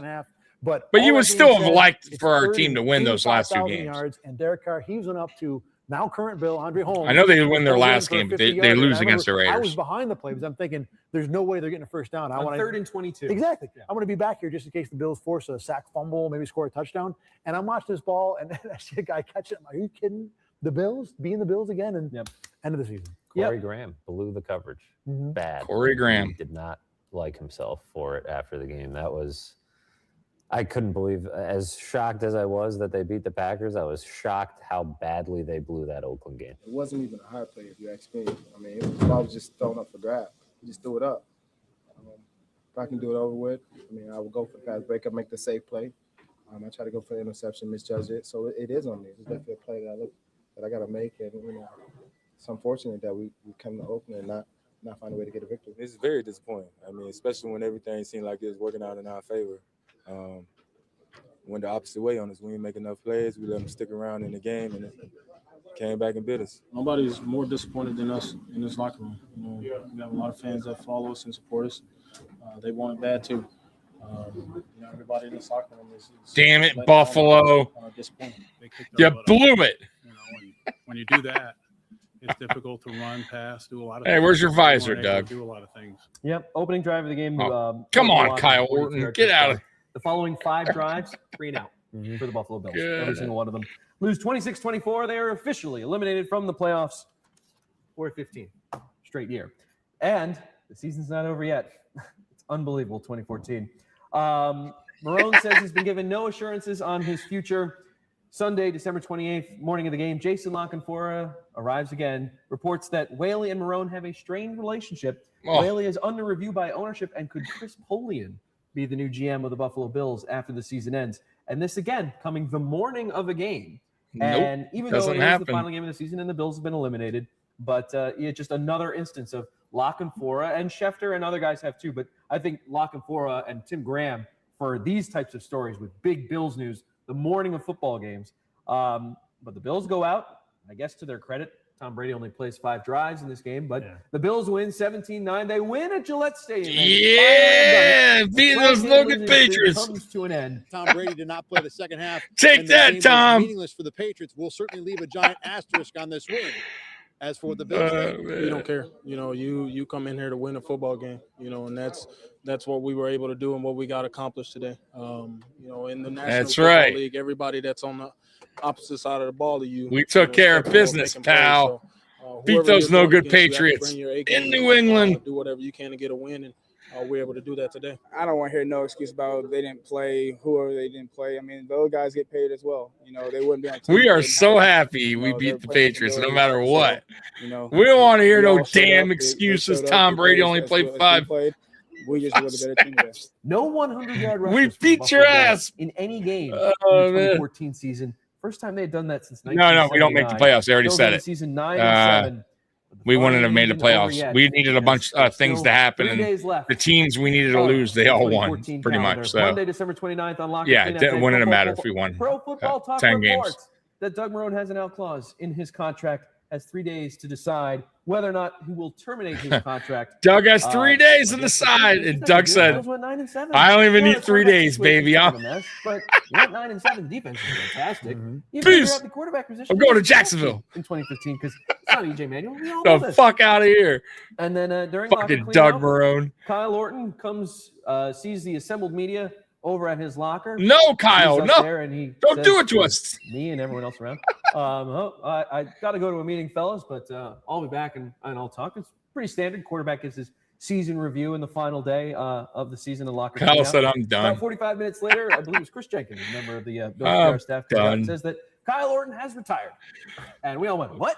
I'm done, What? guys. And, just stunned. I won't be and, back. Other guys are in their Get my locker- name they're in off the that locker room, goddamn sitting in the locker We're room. breaking the news to them. Yeah, this is the first I'm hearing of it. So, are you shocked? Sorry, Fred. Kyle's You done. know, I think and soon to be your head coach is gone too. In talking to him, Sorry, I Fred. didn't, expect him to announce it so soon, or Yeah. to announce Boy, it. Kyle Past did- couple of weeks, he just, say, his last year or whatever. he Just not knowing, was what done. his He future was was, done. but he did, Oh my bring God. it up and mention it, so. This team back then. I mean, doesn't surprise me. I wouldn't say I expected it, but it doesn't surprise me. Oh man, I wish him the best. I learned a lot from him this year. As far as preparing to be a pro. You know, he knew. Definitely brought. He knew there was no. The type of intensity. It wasn't going to end that made well us better. And, if he returned it. You know, really hate to see him go. He understood. Like I said, he's a competitor, you know, and he made everybody else better. I told him, I recommend that, you take some time and think about it before you Doug's come like, to a hey, decision. listen, to be honest with you, I'm out of this he said bitch that too. He was, he was ready. And I'm fucking done too, Kyle. I'm respect, the player's decision. That was quite a day to see Uncle Rico call an Irish goodbye and ride off into the sunset without telling anybody. Yeah, bye, Kyle Orton.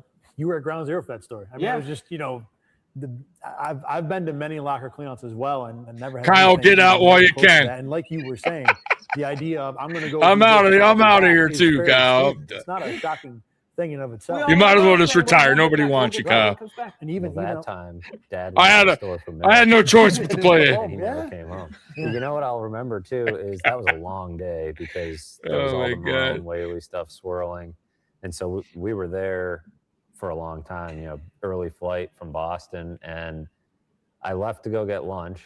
We had a little bit of a break in the action, and I drove back, and as I was going through, passing the security booth there, Kyle Orton was coming the other way. No way. And to this day, I say I never saw a bigger smile on Kyle Orton's face. We talk about all those last-minute touchdowns, everything he did. Kyle was like, grinning ear to ear. Yeah, he dude. Took his money and he ran. He was. Thank you for that last paycheck. And I mean, why I'm not? out of this bitch. He picked up an easy $5 million and man. wanted to be with his kids and didn't really owe anybody an explanation. Oh my God, that's great, Crazy was Plan. A hilarious exit. Yeah. In retrospect, because you can't even be that upset if you're a Bills fan. It's Kyle Orton. Yes. For crying out loud. Right. Like we weren't crying Just one of over those it. Gut punches. That Fucking Bills Kyle fans Orton. get. It's like, oh, Kyle Orton's. He wasn't terrible, but I mean, like, he wasn't a franchise quarterback. I don't know if Buffalo's crying. I mean, I haven't looked into this, but have we heard from Kyle Orton since then? Has he talked to anybody? Has there been any stories written? I don't think so. Has there? Went off the grid. Been out there, but not, he's not always much. been that way, though. He's very, to himself. Jake Plumberish a little bit. Real into like politics and stuff. Yeah, they say he's into politics. I did hear about that. Guy, but he just really can't stand the media. So that's part of why he keeps. The media so was quiet. pretty hard to him in the early part of his career. There were some It's pictures true. of him that of him enjoying alcohol, and hey, who among us? But I remember that from early in his career. Him enjoying alcohol. He always looked at us skeptically, and to the fact that The he media wouldn't go to sometimes prison, can be brutal, all man. His press conferences would be at his locker, which is different from most quarterbacks. They have him at the podium so that everybody can kind of be there. He just didn't want anything to do with us. Kyle didn't want anything to do with the media. And then 2 days later on Christmas Eve, the final day of 2014, the final day of the 3-day window for Doug Marrone to decide. Oh, on his Doug waited for the contract. final day, huh? News 8 Uh-oh. Prescott Rossi.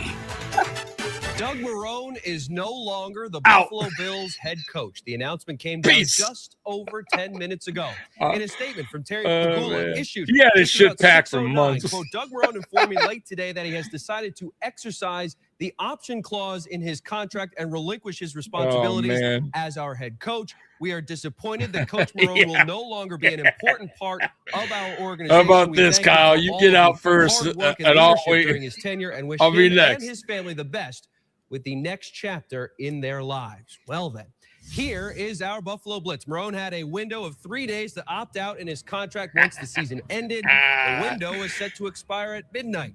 Pegula's statement continues saying, quote, we will now begin the important process of conducting a thorough search for Time a to new get our head next as head we continue coach. to strive Another to reach new head our goal coach. of returning to the playoffs and bringing a We championship know who to that Buffalo is. for our fans. Takes his 2015 salary Yeah, of $4 million Doug, you threw up along with him. juices. And Doug Marrone opts out of his contract after leading the Bills to their first winning record since 2 years 2004. Doug was Very here. surprised. I still remember the moment. You and I are in the sports office. There's a one long desk with two computers. I was at one working on my show. You were at the other one, and you're just keeping an eye on Twitter, doing your own thing. And all of a sudden, you say, "He's out. He's just done." And I'm like, "You're kidding?" No, Doug Marrone is leaving. And for us in TV, when he left at just before 6 was a terrible time because now everything we had done up until that point was completely meaningless. We had to completely redo our show. But I don't. I think that was kind of obvious that he was leaving. I mean, he's sitting there fighting with Whaley else would the in camp. Out for a reason. And it was not a good fit. It was still a mess. Michigan job, you remember? And he's a dick. The Jets job too. And Whaley was no good. It was just a hot mess. He started, getting wandering eyes a little bit. But to your point, he had a good team, a decent team that he could build on, and stable ownership now for the first time. It was unbelievable. I remember, first he wanted nothing to do with Buffalo. In Buffalo, there was a big snowstorm. I'm sitting in my apartment, essentially waiting on Doug. Like, come on, Doug. Because either way, whatever he decides is news. And I'm like, all right, Doug, anytime now. And he took his time. And that decision, I think, was pretty surprising to a lot of people. I was sort of prepared for everything. I wasn't surprised. I got to be honest with you guys. He's really leaving? Like, he might never get another job. Like, he must be confident he'll get another one. And the next few weeks, we're kind of monitoring that. Like, will he get another job? And he got left out in the cold. And now he's back on an NFL sideline as a head coach. He got pretty lucky. He's pretty fortunate that happened. But it's surprising, but not as surprising when you realize, hey, he got a free $4 million, and he didn't want to deal with Doug Whaley anymore. I mean, we'll never get the real reason from him, but it was pretty obvious. He didn't want to deal with the front office. You got to compare, football life to real life. In real life, if you told me I could not, that's what it boils down to. You wouldn't do that, right? I mean, why would you not do that? Yeah, but there are only 32 of these jobs. Well, exactly. And there's the better question would be if I told you could have your salary for next year to not work, but there's no guarantee you'll ever get another job in television again. You might not take that deal. A little bit different because Doug's dealing with $4 million and already had money else in the bank, but. And I didn't think that's what he worked for. $4 million, I'm gone. Bye. Yeah. That's what he worked for. $4 million, right? To be an NFL head coach. And he just dumped it. It's not like this guy was like made of money. He obviously had plenty, but I mean, to get to that point, to get to the mountaintop, to get to 9-7. Yes, it does. Yes, it does. Crazy climber. The Rex Ryan, Shady, to what was going on. Tyrod Taylor. Let's not forget about Tyrod. For him, you know what I mean? Yes, sexy Rexy coming through. We saw unfold in the years. Don't forget about his brother in 2016. Rob Ryan comes to town. To leave because now he got man. Whereas if he had stuck around and waited for the train to crash, he might not have ever emerged. And the risk was pretty great because you call it the mountaintop, 9-7, the mountaintop. I mean, even in Syracuse.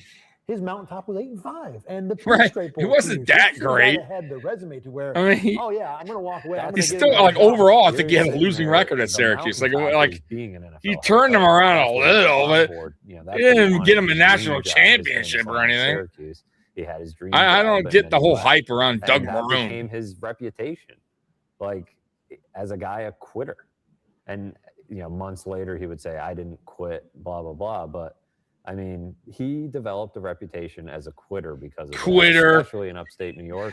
You quitter, Doug. Comment on my stories anytime I write about Doug Marrone, and it's constant. I mean, Syracuse fans hate him.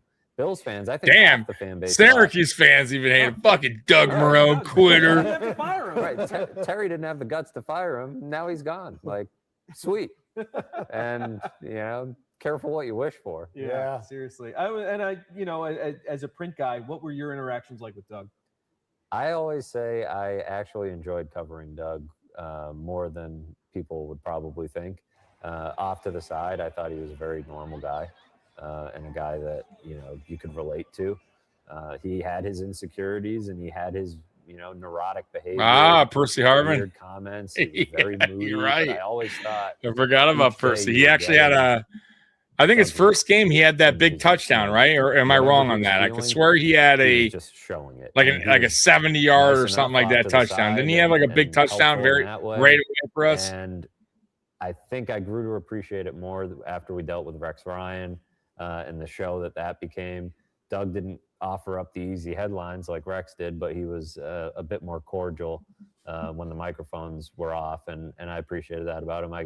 I really had no problems with him, although I understand a lot of the gripes that others had, and I was also only there for one of his 2 years.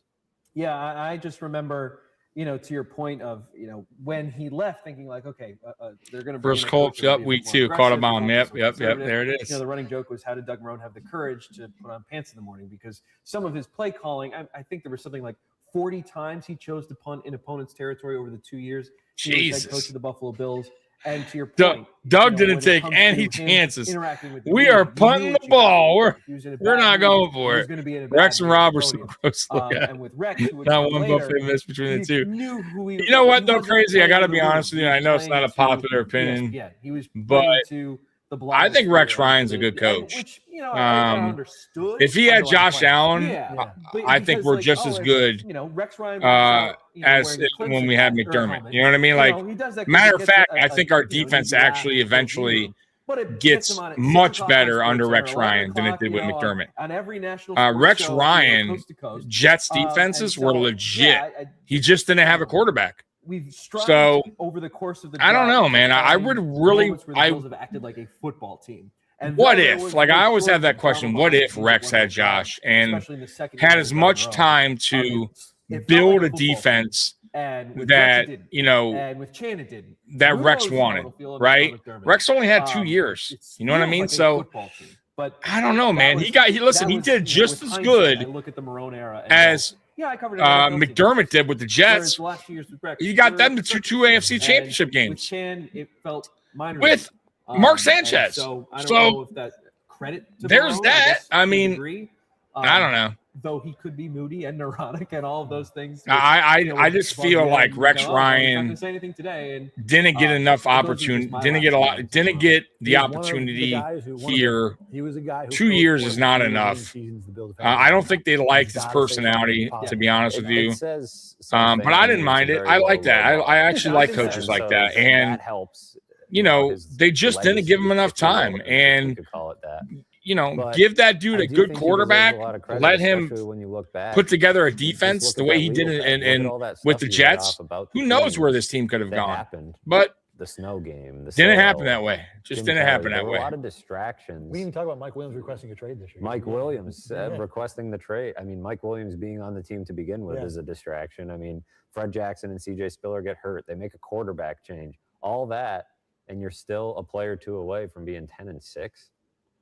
I mean, it was not a bad coaching job by any stretch of the imagination. I think he deserved a lot of credit. Like you said, it felt like a football team. He was okay. But you got to remember, too, he's getting credit for the defense. But Jim Schwartz, now that we look back, Jim Schwartz is one of the best defensive coordinators in football. So are we actually crediting Doug Marrone, or are we crediting Jim Schwartz? I think it goes to Jim Schwartz because the offense of the Buffalo Bills did nothing. A pretty well coached team. That's why they lost a lot of the games, because the offense couldn't score points. I think was so really who's to give credit to? It's a tight ship run. I say Jim Schwartz in the defense, not Doug Marrone. Because there's no head coach, there's no quarterback. Yes, the owner's here. The Bills are here to stay in Western New York.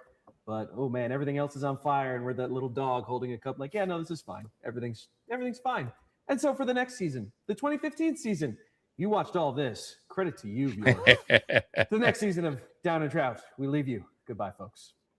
All right, so we got 2 episodes left. They're very long. Those round tables are 2 hours each, and we're going to be here for a good 3 hours over the next 2 episodes. So buckle up, because it's going to be a long episode over the next 2 weeks. So Rex was certainly solid with the Jets with crappy Sanchez. Yeah. Okay. Let me speak on this. Let's see here.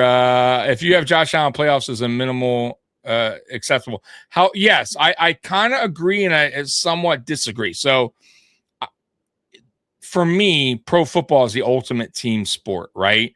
And yes, it does help a lot when you have an elite quarterback on your roster, right? But it's not always a for sure thing, playoffs, right? And you can look at the history of time when it comes to elite quarterbacks or great quarterbacks that have missed playoffs. Dan Marino's missed playoffs. Joe Burrow's missed playoffs. Lamar Jackson's missed playoffs. The list goes on and on. I'm sure there's others. I'm just not thinking about it right now. But it's not for sure like, oh yeah, no matter what, like Josh Allen, you're going to the playoff. Like, you still need the rest of your team to do their job, right, to even get you to that point. And it's a long season. It's even longer now than it was back then. So it's definitely not like a guarantee. So for me, if Rex Ryan was the coach instead of McDermott through the Allen years, the reason why I think we still make the playoffs is because Bean would have still brought in the talent that he did, I believe, to surround Josh Allen, because that was the right thing. When they got Allen, they did it the right way, meaning the very next year after Allen's rookie year, they built around Josh Allen. The very first thing they did, they got Cole Beasley, they got John Brown. Then the next year, they got Stephon Diggs. So they were building around the foundation of Josh Allen and getting him help early on. The defense was next, right? That was really, truly, that was kind of the priority, except for quarterback, right? Because Sean McDermott is a defensive-minded head coach. So is Rex Ryan. However, Sean McDermott never really got it where it should have been, considering he was this defensive guru that he claimed to be and a defensive-minded head coach, where you would expect our defense in 9 years to be dominating, or at least a top 5, top 3 defense in the NFL. I think Rex Ryan, if given the time, right, he would eventually got the defense where he wanted it to get to. And I believe that would have been a really dominating defense. And then you have Josh Allen on top of that. We all know the story of the Buffalo Bills in the McDermott era was the defense. For the most part, the defense is what let us down. I don't think Rex Ryan would have done the same. I don't think his defense would have let us down, when needed. So that's my feeling. Who knows? I could be wrong, but it was funny watching Schwartz getting carried off the field. Yeah, it was Grace Climber. It definitely was. You guys want to see a few minutes of some Norm Macdonald on OJ Simpson? Because I've been on this OJ Simpson thing ever since they took him off the Bills family circle. And finally, in honor of the 50th anniversary of their first publication, Random House will be releasing special commemorative issues of many Dr. Seuss classics. The first to hit the bookshelves will be Green Eggs and Ham and OJ is Guilty.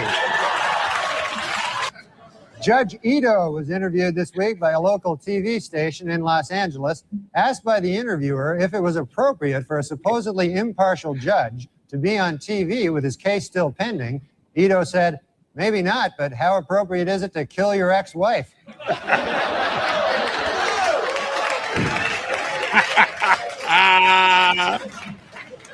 It was revealed today that O.J. Simpson told police that Nicole Brown Simpson used to beat him up.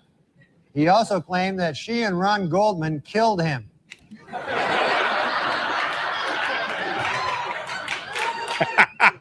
O.J. Simpson's lawyers have decided to skip hearings on DNA evidence and go right to trial. Asked why they did this, the lawyers replied, "We want to get O.J. acquitted as speedily as possible so he can get back to doing what he does best, killing people." Well, let's get to O.J. O.J. Simpson's lawyers say they don't want the families of Nicole Brown and Ronald Goldman in the courtroom during the trial. They're afraid the presence of the family members will just remind O.J. of how much more killing he still has to do.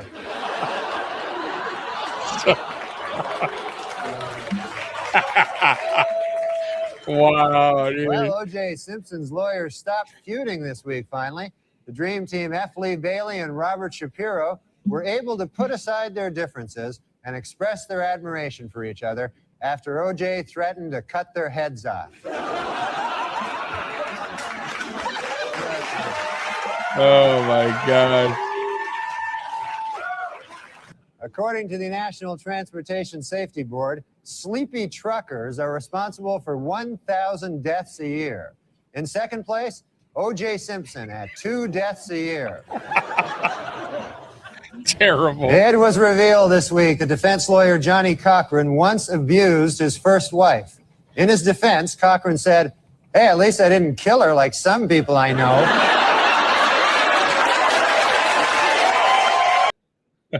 Wow. That's terrible. Oh, guys, I had to play some of that, man. Yeah, Norm is the GOAT, man. Rest in peace, Norm. But I love those, man. Dude, Norm Macdonald, yeah, he didn't take it easy at all on OJ. And if you ever watch those old SNL clips, I can't play it here because as Saturday Night Live, man, they are quick to copyright. So, but they have some great sketches back in the day with the OJ and the trial. They're so fucking funny, dude. That's when SNL was good in the 90s, right? Early 2000s, the 90s and the early 2000s is when SNL was at its best, right? Now it's pretty fucking terrible, but yeah, go back and watch those. They're so fucking funny, dude. But anyways, guys, it's been a blast.